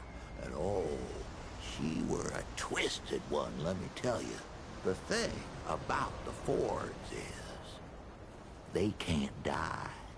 Not a single damn one of them. I mean, look, they all thought old Ford had died long ago, and there he is, plain as day. I don't care what anyone says. I swear to you on my unborn brother's life, the other Fords are still out there somewhere, too. This is 100% true. It's about the time my own damn son left me to die. Oh, don't worry, I'm still here, ain't I? Or he went to get some grub for us or whatever, I don't know. Point is, I was alone in the darkened woods with nothing but my rifle. We was on our way from the city to our new home in the ward here, carrying all my earthly possessions and all that, and Brabus, he up and leaves me in the middle of the night. I was attacked. 20, no, 50 deadwood come crashing through the trees. We thought they was all dead and gone, but they were just a-waiting for old Mudtooth to leave his helio chopper. Now, I may be an old mudder, but I ain't no pushover. I blasted them down, left and right, laughing all the time. I was winning until something snuck up on me and concustipated me upside the head. I don't mind telling you, I thought I was done for. Then a growling starts. Deadwood back off, and I look up to see a dog there tearing them apart, literal limb from non-metaphorical limb. We fought the rest off together, that dog and I thought to myself, now there's a mudder what's got some teeth. Turns out he just wanted some of my stew.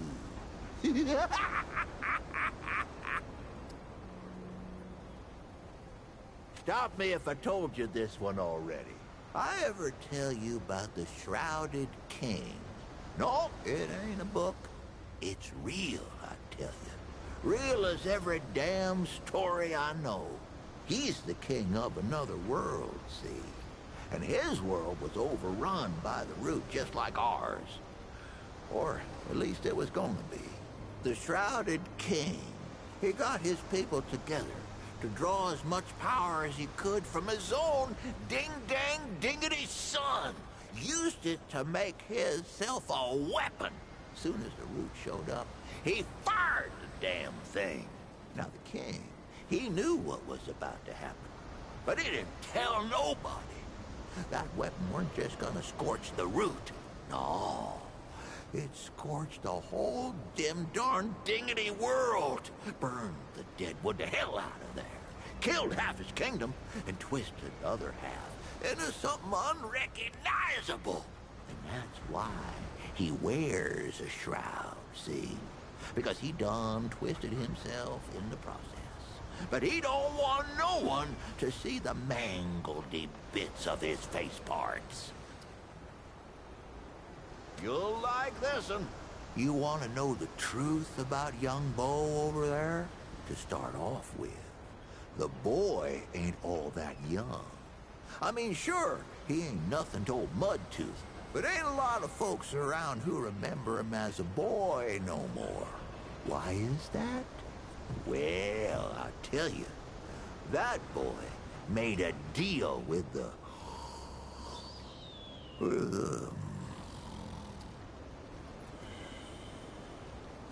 I ain't asleep.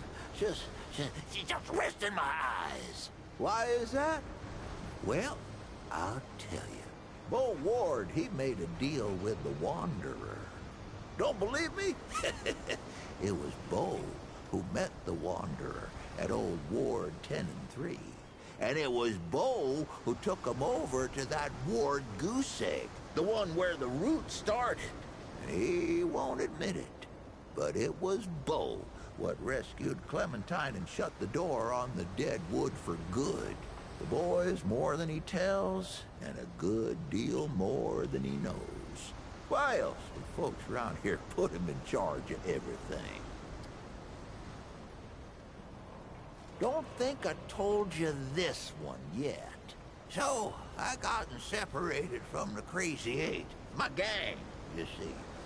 We've been chased by these big old deadwood, taller than a man with 10 times as many pointy bits. Whew, nasty fellers. The others, they holed up in this old scrap building and slammed the door. Left me for dead. There was no way in, but there were these old pipes underground. Sewage, judging by the stink. But I weren't gonna stay out there with Deadwood creeping round, so I held my breath and crawled through what must have been half a mile. I come busting out of the pipes and right into the middle of the Crazy Eight. They were holding me a funeral. I stand up, covered in mud and God knows what else, and just smile at them. And that, friend, is where I got the name Mudtooth. Sure can. Well, let's see. I ever tell you how the world fell in the first place? Well, sit down, friend, 'cause there ain't no one knows what really happened but me. It started in them wards, see? Secret military-industrial complexes and whatnot. That's where they made all their weapons and did their experiments. Now, the root weren't meant to reproduce, see? They was built as a weapon, but then they done breeded and got out. And well, we all know what happened after that. Only reason the root stopped was 'cause the Wanderer, well, he flamethrower-sized their queen, see? Over in that tower on the atoll, so as they couldn't breed no more. Now, listen. You might hear Ford tell you something different, but you look at the two of us and ask which has obviously been around longer. Which of us is most like to have been there, huh? You ask yourself that, and then you just look my way, 'cause that's who it is. This is 100% true. I do miss the days when you could find the stuff the old world used to make. Canned foods, spiced chocolates, electronical music boxes. Oh, found this old can of what's-it once. As in, we literally did not know what was in it. The can weren't open, but the label had long rubbed off. Finding that was like all our birthdays at the same time. That can must have been 100 years old, banged up and bloated. Could have been anything in there. So, my boys did what any good family would do. They dared me to drink it. Well, I ain't one to back down from something stupid. So, I grabbed the can and said something sensually flattering about their mamas. Then, I popped the top. Woohoo! Damn stuff hissed and fizzled like some kind of brown sludge demon. Smelled like one, too. I chugged the whole damn thing. The thick goop tasted like scented sewer water. Burned my brain like a chili pepper. I nearly puked with each swallow, but I weren't gonna give them the satisfaction. When I threw the can aside, the boys cheered. I opened my mouth, flashed them a smug smile, and my teeth was all stained the darkest mud brown you ever seen. They stayed that way for at least a month. And that's where I got my name. You'll like this one. Back when the Earth fell, a dragon, a real root dragon, took up residence over there, just like in old fairy tales. It started in them wards, see? Your eyes only hush-hush military conspiracizing farms and whatnot. That's where they made all their weapons and did them experiments. And just like those tales, it took a what now?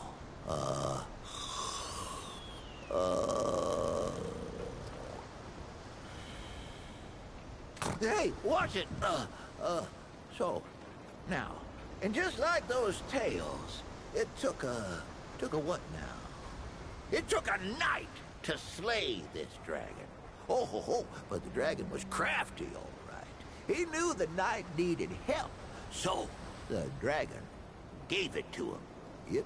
Yep, the dragon took the form of a talking tree and told the knight if they wanted to slay that dragon, they'd have to slay all these other beasts first. A cyclops, a living statue, what do you call them? Golem. Well, the knight slayed them all. But the thing was, these beasts weren't protecting the dragon. They were holding him back. So when the dragon finally did reveal itself, it was too strong for the knight. And it took him, body and mind, and made their strength its own. This one's, 100% true. You've been introduced to that girl Clementine. Powerful woman she is, but she wasn't always so. She's near as old as Ford is, if you can believe it. Even older than my old bones, how about it? Those two have a lot in common, including traveling to other worlds.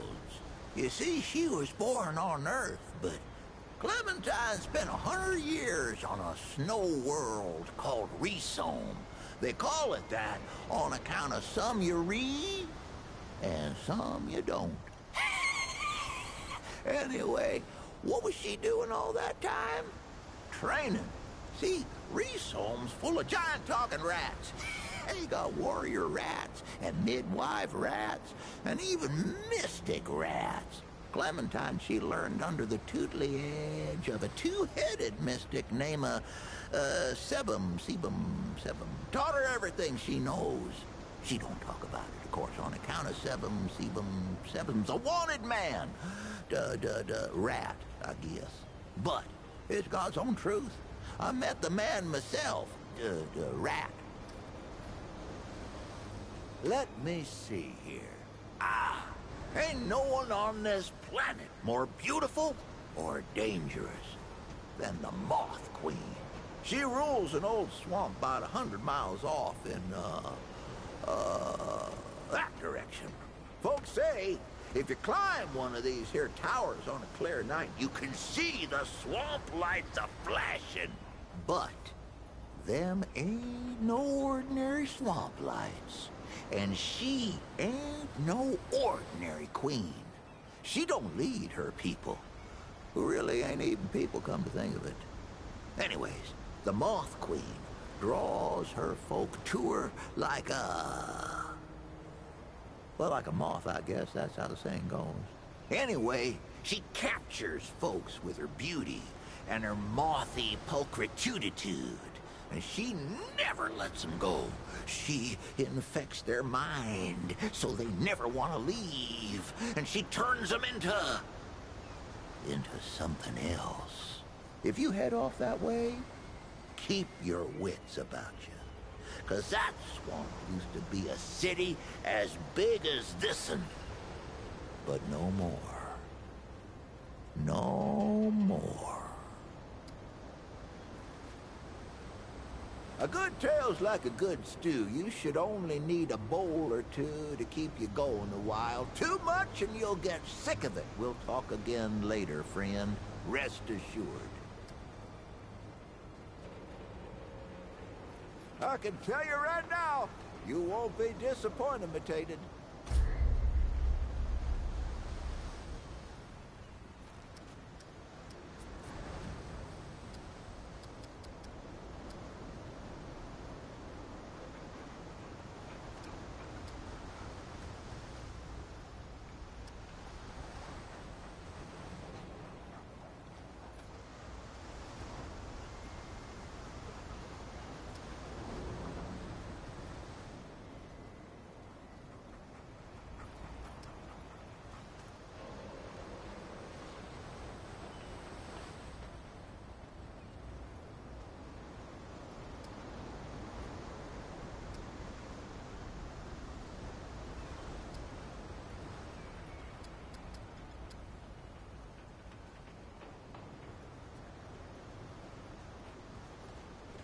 be seeing you then.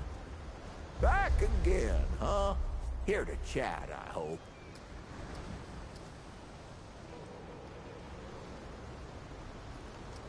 You came to the right place, traveler. I told you, these ain't stories, but genuine, actual history, fact proven by me. So I can't just be making them up as I go on. It ain't working that way. You give me some time to think and I'll remember up a good one for you later. Take care, young'un. Don't be a stranger. So many new faces these days. Things must be getting a mite easier out there. Welcome, traveler. I'm Reginald Malone, but my friends call me Reggie. You can too. Heard the old founder dragged you down into the ward on some mysterious business of his. I'm glad to see one of you came back safe and sound. Can't say the same for Ford. Clementine neither. Wish she hadn't gone and followed you. I don't suppose you know where they are now.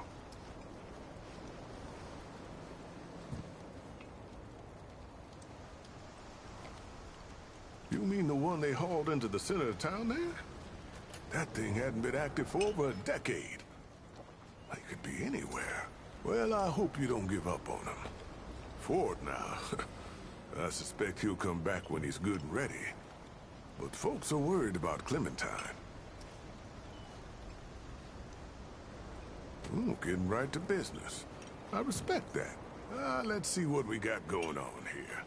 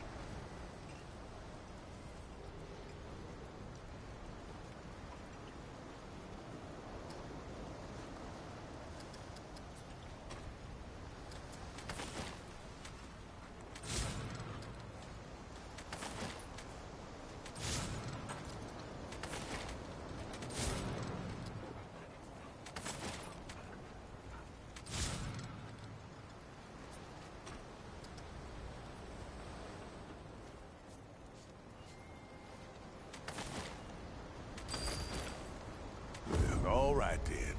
Take care, traveler.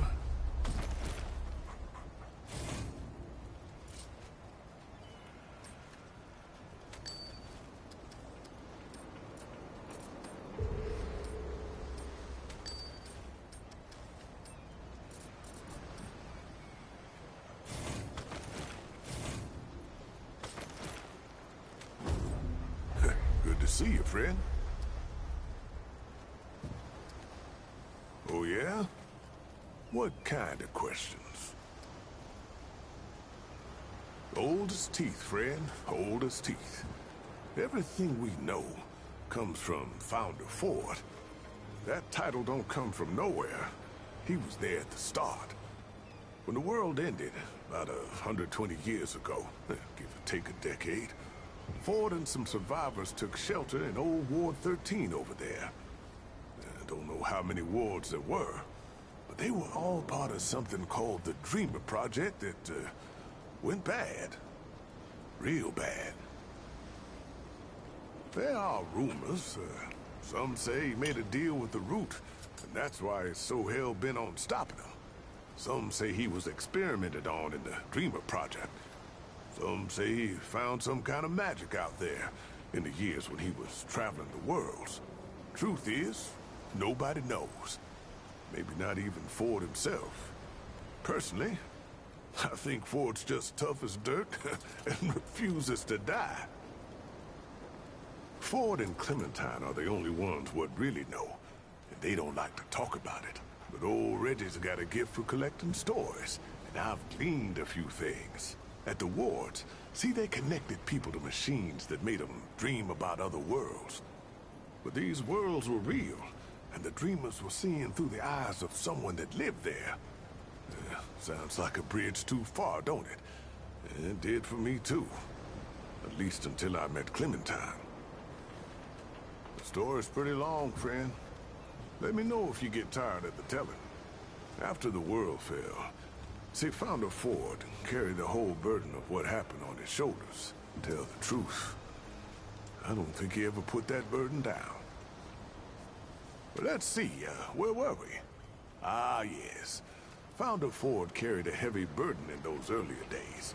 Probably still does. But what could he do? At first, nothing. He pressed on with the work of helping others survive. If you ask me, that was the best thing he could have done. And it never should have stopped. Maybe he wouldn't have if Evelyn hadn't... see, Evelyn was his wife, and she was something special. She could, hear the root, see what they saw. At first, she thought she was going insane. But then she started using it, spying on the dead wood. And she saw something coming. Something big. She saw a monster, something the ward, the whole city couldn't handle. And only one way out. She communed with the root, I guess you'd call it. Melded her mind to theirs and drove the monster off. But the root swallowed her, body and mind, until there was nothing left of Evelyn Ford. Her husband lost it then. He left the ward for months, sometimes years at a time, wandering the worlds trying to find something, anything that could stop the root. And one day, he just didn't come back. Well, now my story's not through yet. The Fords, they had a daughter, Nadine. She was maybe 17 when her mother disappeared. Too young to run the ward, but when her pa was gone, folks would ask her their questions instead. Then one day, she was just in charge of everything. Nadine had her own daughter, Ellen, who really made us who we are today.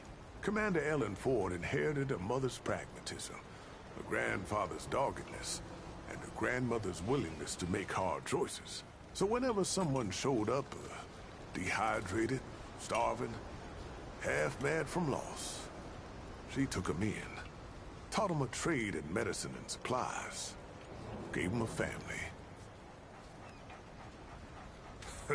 So you were paying attention. I owe a lot to Ellen Ford, and we all do. And I miss her something fierce, let me tell you. She was one of the dreamers, if you can believe it. The only one still alive, as far as I can tell. She says she got sucked out somehow, dragged into her dream world before the root came to Earth. I don't understand it much. I reckon she don't either. But she found herself in a place called Reesum, a world covered in snow and inhabited by giant intelligent rats. Don't know how she survived, but I imagine it has to do with those powers of hers. Hey, that's the story I still haven't gotten out of her. Sure is. But power like that don't come without a cost. I can only imagine what it must take out of her to control a power like that. Oh, about 20-odd years ago, we had almost nothing left. Trapped in Ward 13 with nowhere to go and the root getting worse all around us. Then this stranger wanders in out of the storm, makes friends, picks up some gear, and damned if they don't take the fight to the root. I still don't know if that wanderer was crazy or brave or both, but they did it. They beat the root, and things got better day by day. Once it seemed safe to live outside again, Commander Ford made plans to build this town here. She was a force, that woman. Founder Ford came back once. Did I mention that? Almost 60 years ago, right after his daughter Ellen's mother passed away. Ellen couldn't have been more than 18 at the time, but she told him the war didn't need him. Didn't have room for some legend who was just as likely to leave as to lead. I reckon Founder Ford saw the wisdom of that, because a while later, he left again and didn't return for a long time. When he finally did, he wasn't leading us no more. He was content to leave the ward in better hands. Ellen's hands. Well, she fell sick some time ago. Most of us have lost folks without any chance to say goodbye. But we got that with Ellen. Why, she even made things right with her grandfather before the end, or so I hear. The two of them together put Bo in charge of the ward. No one was more surprised about that than Bo. But you know what? He's the right man for the job. Ain't no one loves the ward, loves these people more than the kid who was raised by him. He's gonna do all right. The Wanderer was on a mission from the start. Said something about getting to the tower on the old atoll out there. Sounded crazy the first time I heard it. But turns out, that tower was one of the old wards. The Wanderer's path wasn't easy, though. Our Wanderer had to track down Founder Ford just to find a way in. And that meant following his trail. Just you wait. I'm getting to that. Well, Ford had seemed to have gotten himself mixed up in another world's affairs, helping a rebellion out here. And he was imprisoned for it. Now, no one here knew that, but the Root Mother knew. And that's who our Wanderer left to see. The Root Mother's got a story all her own, and I don't know half of it. Before she was the Root Mother, she was Evelyn Ford. That's right, the Founder's wife. Bound herself to the Root, she did, and it changed her. Turned her into something else. But when the Wanderer showed up, she pulled herself out.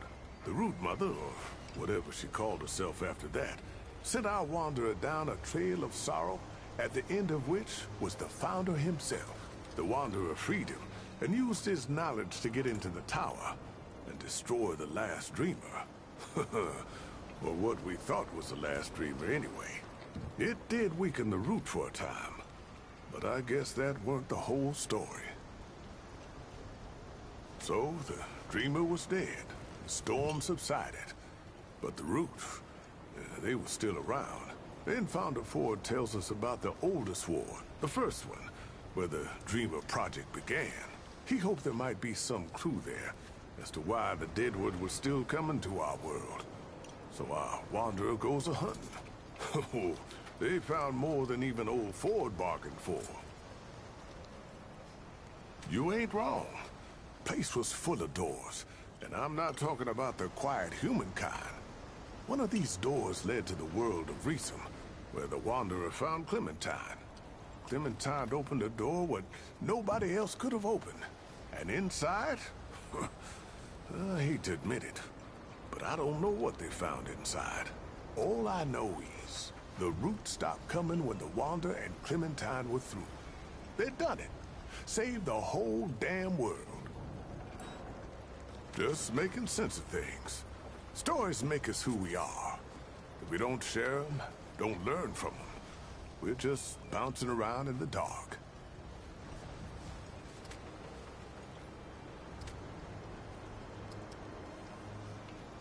Take care now, traveler.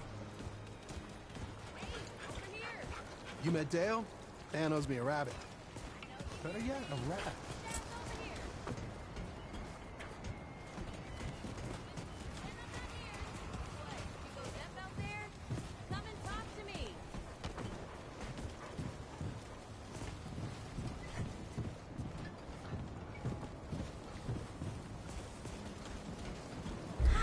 It is you. The rumors had me thinking I might not ever see you again. They said you ran off with that old Ford fella and disappeared. I ain't seen you since. Where have you been? You mean that big-ass floating gym over there?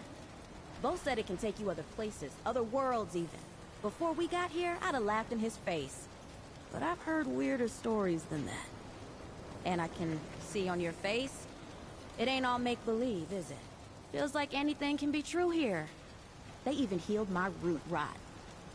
I tell you what, I might just start believing in fairy tales. Even Santa Claus and Fulton's Blend. Yeah, I don't know what's in that stuff Doc Nora gave me, but I ain't felt this good for years. Hell, maybe it was Fulton's Blend. Ah, you know me. I get anxious sitting still for too long.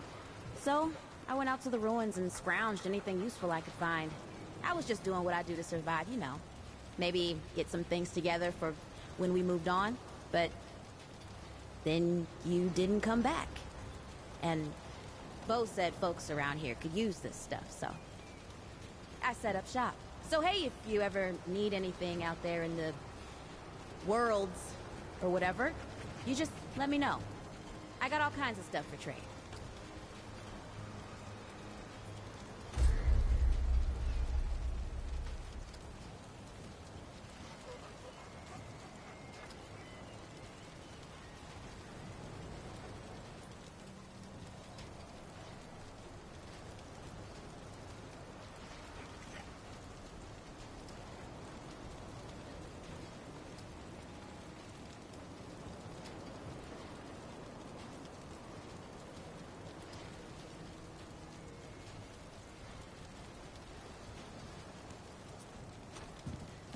Stop by anytime. You know where to find me. Hey, I don't suppose you've seen Clementine out there. The talk about her is all skittish. I think Bo's gonna birth kittens and puppies at once. That's too bad. Well, you never gave up on me. I don't expect you'll give up on her either. Keep trying, hey? She's gotta be out there. Sure, what you got? You know me. I don't settle so much as stop moving on for a while. Though, I like any place with a warm bed and decent food. But now that I think about it, there's something different about this place. I mean, besides weird shit like floating crystals and girls that shoot light out of their hands. The people here are... they're good. They help each other. I think most of them like each other. I ain't seen that in a long time. Maybe ever. I don't know if you've met them all yet, but do, eh? They're good folk. And I can tell you who does what if you want. I've been around here long enough for that, at least. You'll want to talk to Reggie. He's got all kinds of cures and tonics. A fix to what ails you, he says. And while you're over there, see if you can figure out what's going on with that old Mudtooth. He's got some crazy stories, but I can't tell if any of them are true. His stew's pretty good, too, once you get used to the smell. It'll keep you on your feet for days. Have you met Dwell yet? Not a human one, that's for sure.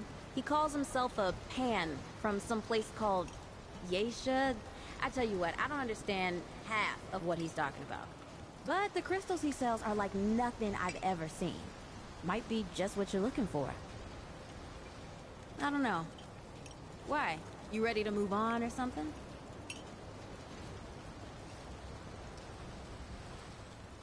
Well, look at you. All responsible. I admit, I'm starting to take a shine to it. This is the first place in a long while that's felt anything like home. I mean, you know me. Comfort makes me skittish, but I don't know. It feels like it'd be hard to get too comfortable in a place with glowing portals and talking goats. Anyway, I just want to stick around and see what happens next, at least for now. We'll see. Well, all right. You know where to find me.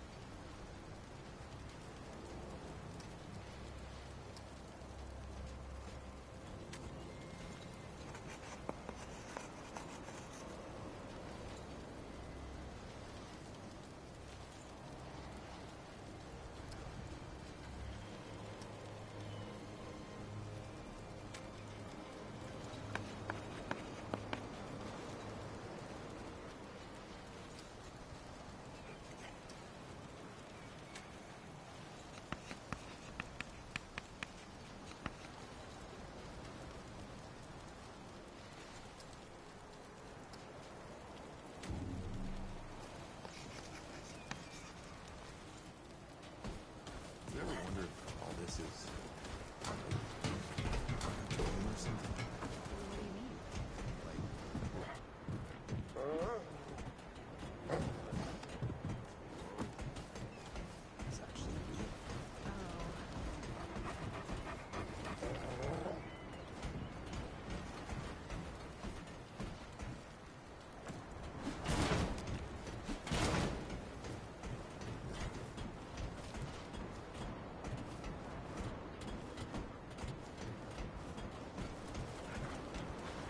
Don't know what happened to my parents.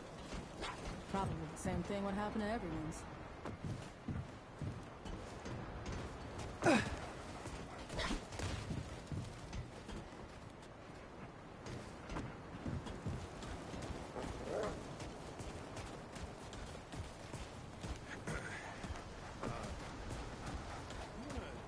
Take a walk down on the shore sometime. The ocean's so beautiful.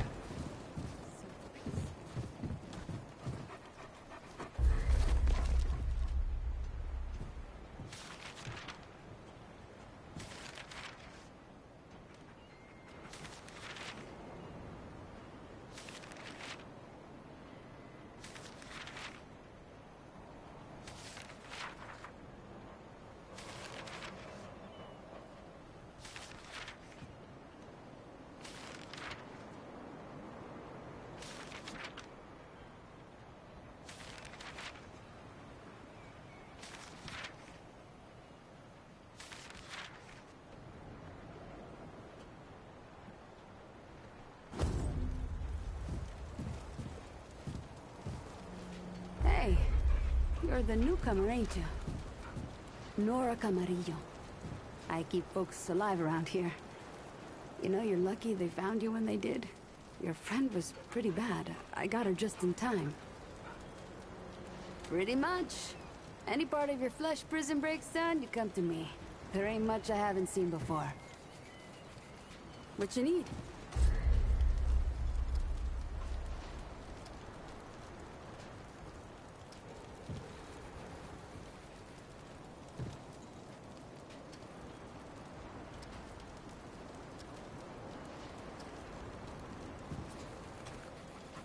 See you around, traveler.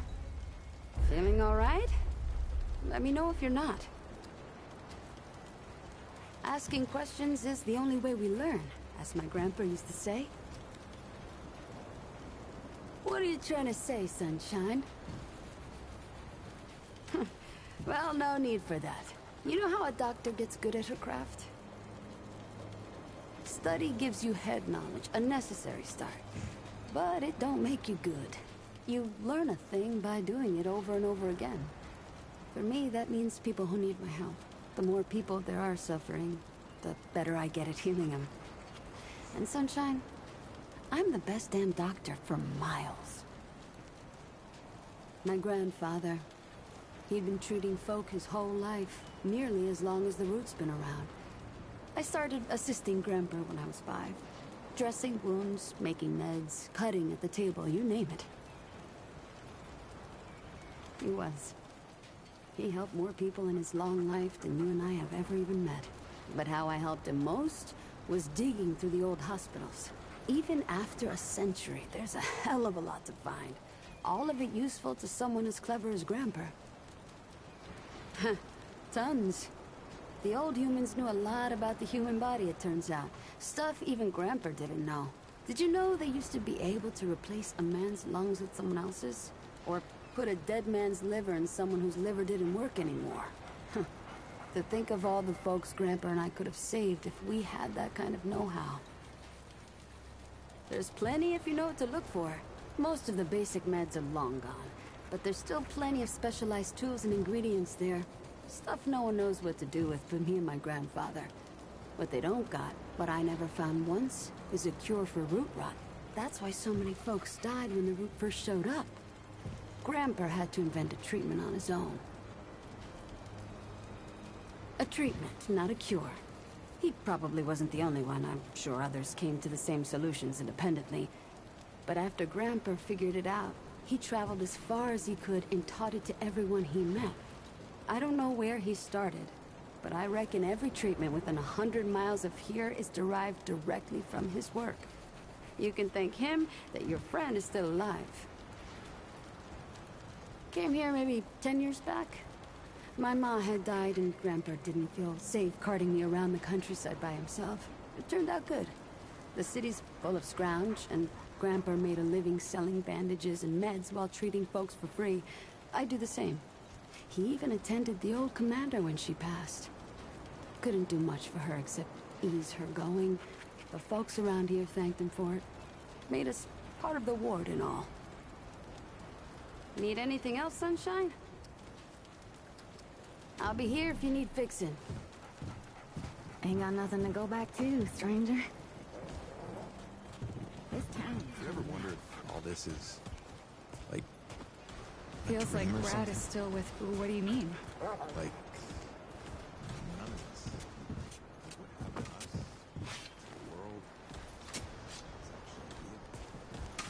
Now, Whisperers knows what is important in life. He's worth talking to.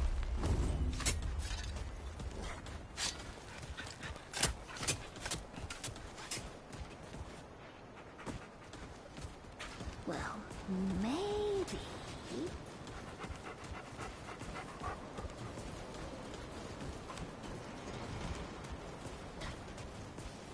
If you've got so many opinions, you could come over here and do it yourself.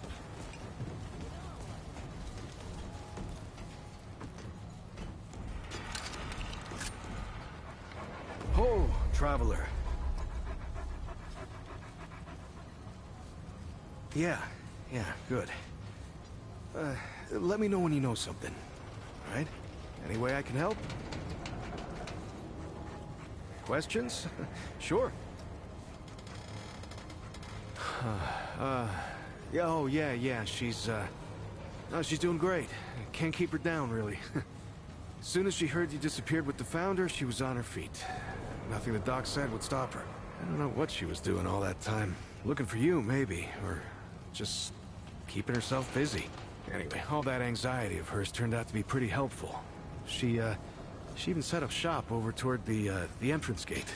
You should go see her. She don't show it, but she's worried sick about you. Keeps talking about leaving, but never does. Yeah, so... After you and the Founder went missing, Riggs and I went looking for you. Found the stone floating and glowing like the old days. And I had a hunch what happened. You know, not my first experience with this thing, you know? I wanted it out here this time, so we could help anyone who came through right away. Turns out that was the right choice. Who knows how long it would have taken you to get out of that old ward.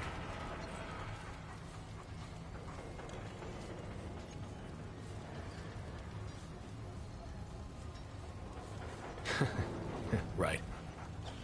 So, long time ago, when the Root were still everywhere, I helped the Wanderer get to the oldest ward somewhere out past the... tell the truth, I don't even know where it is. Now that's the thing about the World Stone. They don't give you any idea where you are or how you got there. I don't know how the Wanderer got used to it. Yeah, that's what they call him. Yeah, I didn't come up with it. Yeah, the Wanderer did all the real stuff. Entered the ward, fought the Root, found Clementine. Anyway, yeah, I know better than most. Anything can come out of one of these things. I mean, I knew she was gone. I just didn't know she was that gone. Clem takes off from time to time, you know? It's just her way. She'll disappear for hours, sometimes days at a time. Well, I never liked it, but she can take care of herself, yeah? And it's not like I could stop her anyway. And she always came back, saying she just needed to be alone for a while, and I can respect that. I just wish she'd talk to someone, you know? Yeah, well, the Founder's his own thing, ain't he? It's not the first time he's disappeared on us. Not even the 5th time. Commander Ford, the Founder's granddaughter, used to say relying on the Founder was like running across rubble. Now, you could do it for a while, but sooner or later, to let you down. Now, I don't know if I'd go that far, but Founder Ford, he was always more of like... well, more of an idea to us than a leader. Hell, when I was a kid, everyone thought he'd been dead for years. But that's the thing about the Founder, he never stays gone. A week. Good luck.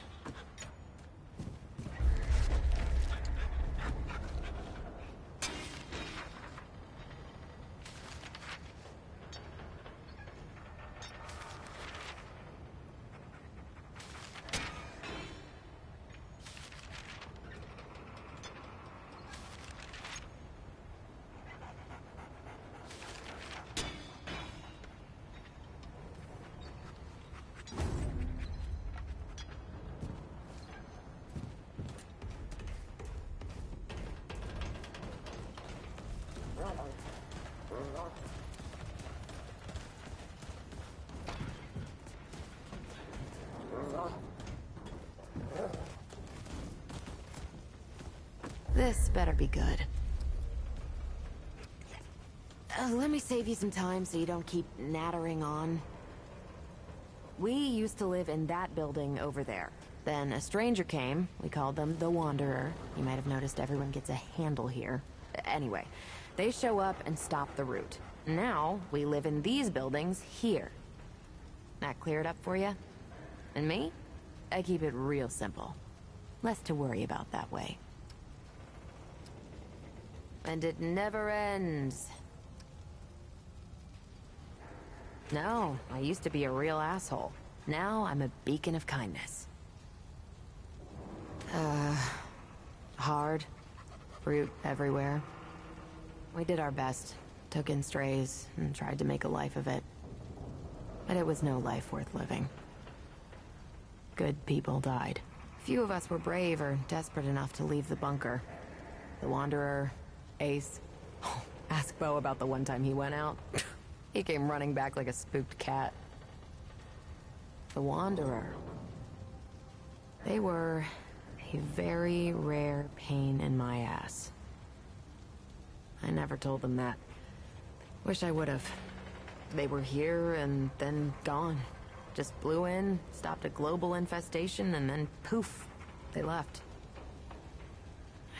Founder Ford got a bug up his ass about something happening back at Ward Prime. Bo was supposed to take the Wanderer back there, but he chickened out and ran home the first chance he got. The chronicles of our fearless leader. Just an old friend. Can't say this has been fun, Okay, we're done. Anything you need?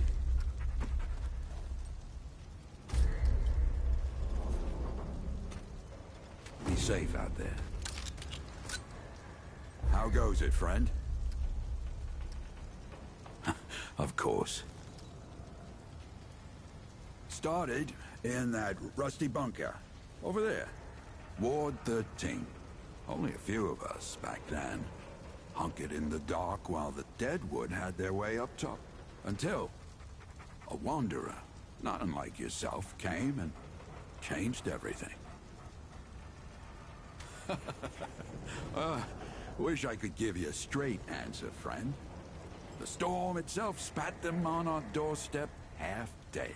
We brought them back to life, though, and before I knew it, they were asking me to work on the daftest equipment you ever saw. Never told me where they got it from or what they did with it. But I know this. It was them what set the route to rights. No doubt in my mind. Oh, you'll see the others around. My, bilious colleague there, McCabe, old Reggie, our resident storyteller, and Bo, of course. He was just knee-high to a nightingale when Ellen took him in. But look at the boy now, eh? What's to say? I spent years trying to survive. Lost folks I loved. Found new folks to care for. The same tale you're likely to hear from anyone else. This town, though. This town's a boon. Commander Ford's dream child. Ellen Ford, that is. She's been building this place ever since the route started dying out 20 years ago. A beacon of hope, she called it. It's just a town to some folk. But a few of us see it like she did. Your cat. She passed on a while back. But she's still alive all around you. In the folks whose lives she's touched. Even in the bones of this town. And then there's her grandfather. That old man's gonna outlive the Earth itself. She did. Saved my life. Me and my partner, Jed. And, well, then again after Jed died. She gave me a family. Folks to live for. Did that for all of us. When you meet Founder Ford, you'll know. Years don't have the usual hold on some folk around here. But Ford, he's playing with another set of rules entirely. Fair enough. Be safe out there.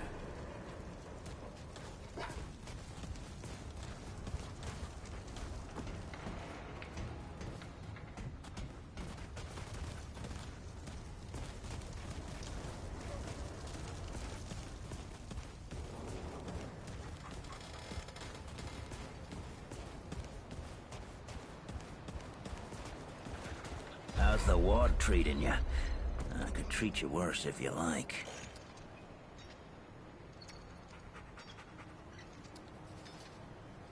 Questions?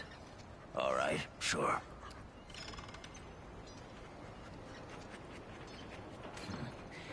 I guess I set myself up for that one. I told you the mud dogs didn't take hell from no one. And won't anyone stood up to us without getting knocked down. Save one. This mudder walks into my court, confident as a wolf in a rabbit trap. I'm thinking, this'll be a fight to remember, eh? At best. Then, I noticed something the mudder's got on him. It's a watch, what belonged to my old man. I figure he finally tripped the branches and I'm about to wring this wanderer's neck myself. But then, the wanderer says the old man gave it to him. That caught me. The old man wouldn't give up that watch to no one but family. And he never gave it to me. I let the wanderer go. After taking the watch, of course. But I couldn't stop thinking about it. So I hear. Changed the world a few times over that one. Sometime later, I got the nerve to see the old man myself. He surprised me. Wasn't pissed or patronizing, just sat me down and started telling stories like we'd been chatting every day. He didn't say nothing about the watch when I told him. Just glad it had a home. Tell you what, I think he wanted me to take it, the old bastard.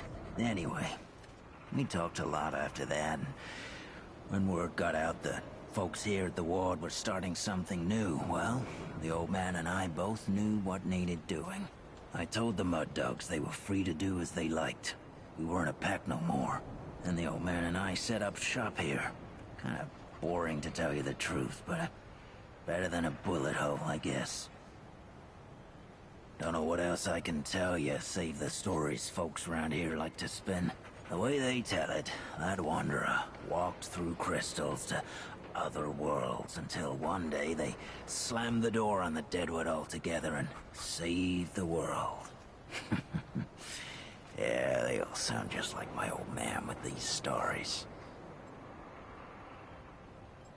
You can say that again. I ain't complaining, mind you. There's definitely something different about this place. Maybe if I stick around long enough, I'll figure out what it is. Oh, that old mudder. People call him Mudtooth. He's set up over yonder, and he's more than happy to tell you about himself. And then some. You wouldn't know it to look at him, but he was the leader of the Mud Dogs before I took him over. They'd got soft, see? Couldn't hack it in a dog-eat-dog world. Of course, that ain't the way he tells it.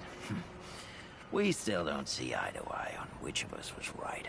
Disagree to agree, I guess. Well, the Mud Dogs ran for years. Started out with my old man in a place called Sanctuary, and eventually came out here. We set ourselves up in a place folks started calling Cutthroat Channel. Nobody came in or out without our say-so, not even Deadwood. Yeah, I got a story or two from the glory days. I ain't my old man. He'll talk your ear off and then use it as a chew toy. But at least I'll tell you the truth. All right. First, let me ask you something. Your family's starving. Has been for days, and there's no food nowhere, except for a bunker, where a bunch of survivors are holed up. What do you do?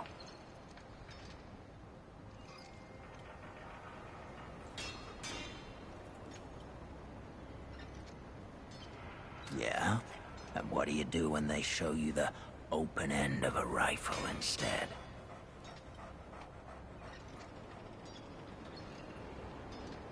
There ain't nothing you got what they want.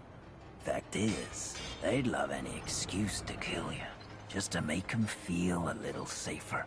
Like it or not, fight or flight are your only real options. You're thinking like a mud dog. Problem was, there was 4 of them for every one of us. All of them packing. I said to my dogs, what's the one thing this world's got no end of? More than guns or food or mudders what got more than enough of both? Deadwood, I said. See, the root don't care about food or guns. All you gotta do is break a bunker open. The root'll clean out the nest and leave you the rest. That's the world it was, stranger. Dog eat dog. Because, traveler, I'm reformed.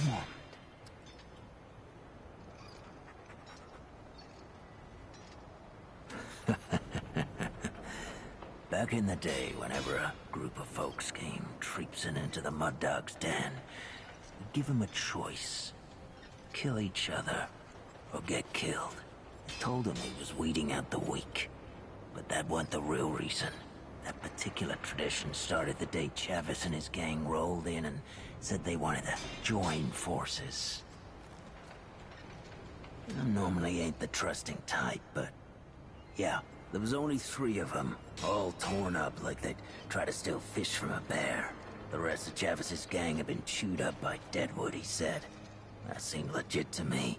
Was just about to let him join when Chavez's deputy, the woman with the unlikely name Sunny, turns on the other two and starts slicing them up. Well, me and the boys start taking bets. It was the most fun we'd had in months. After the other two fell, Sunny says Chavez was planning on killing me in my sleep, taking the gang. Ever since, folks come looking to join up. We had them fight each other first. Yeah, it weeds out the weak, yeah. But also make sure nobody's stupid enough to try a coup. That's so. Well, you ever hear of the Root Mother?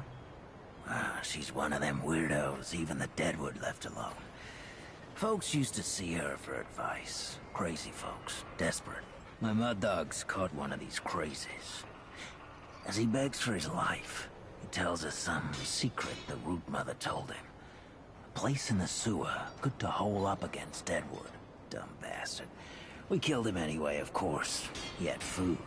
But one of my boys convinced me to check out his story. That's how we found Cutthroat Channel. Once the Deadwood cleared out, it wasn't so hard to keep it clear. Stayed there for years. So the dumb bastard was right.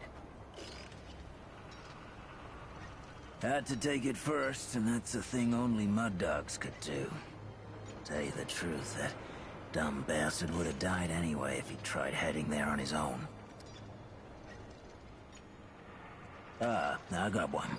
There's one of my old man's tales that is true. He used to live in this old chopper. Made a good sniper's nest, letting him pop off Deadwood one at a time. That kept him out for a while, but the mud dogs got wind they were mustering something big. I weren't about to let the old man kick it, so we set a trap up for their trap. Problem was, they moved faster than we thought. We had explosives set around for most of the area, but the Deadwood came too soon. We hadn't set the detonators yet. The old man, though, he wakes in the crack of night, howling, popping off shot after shot at the Root. Well, one of his shots must have hit our explosives, because suddenly, the whole street goes up in flames. My dogs got lucky. Only a couple were close enough to get singed. But the Root got blown all to hell. To this day, my old man thinks he killed 300 of them, all by himself. So here's the thing. Every shot my old man took, and he must have killed dozens of Deadwood before it was over, was dead on. The only shot he missed was the one that blew the trap. So you tell me, who really killed all those Root? Well, I suppose I got one more left in me. It was a bad winter. Real bad. Even the Deadwood wouldn't go out in it. But they didn't need to. Goddamn Earth was killing us all on its own. There was nothing to eat, and I mean nothing. Mud dogs, we'd raid and steal, but there weren't no one to raid from. We'd threaten people's lives, and they'd laugh like it was a gift.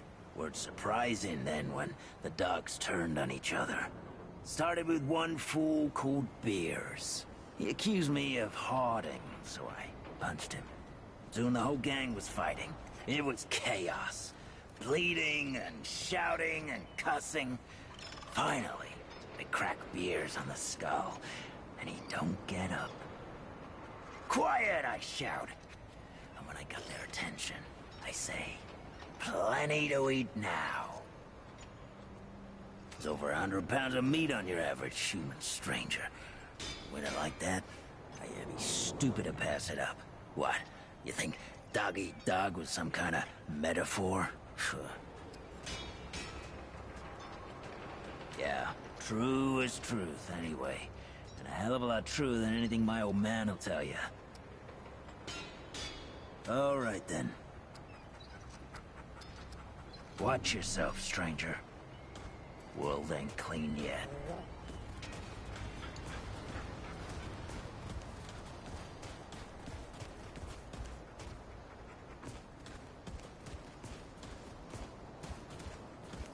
Oh, cool gun!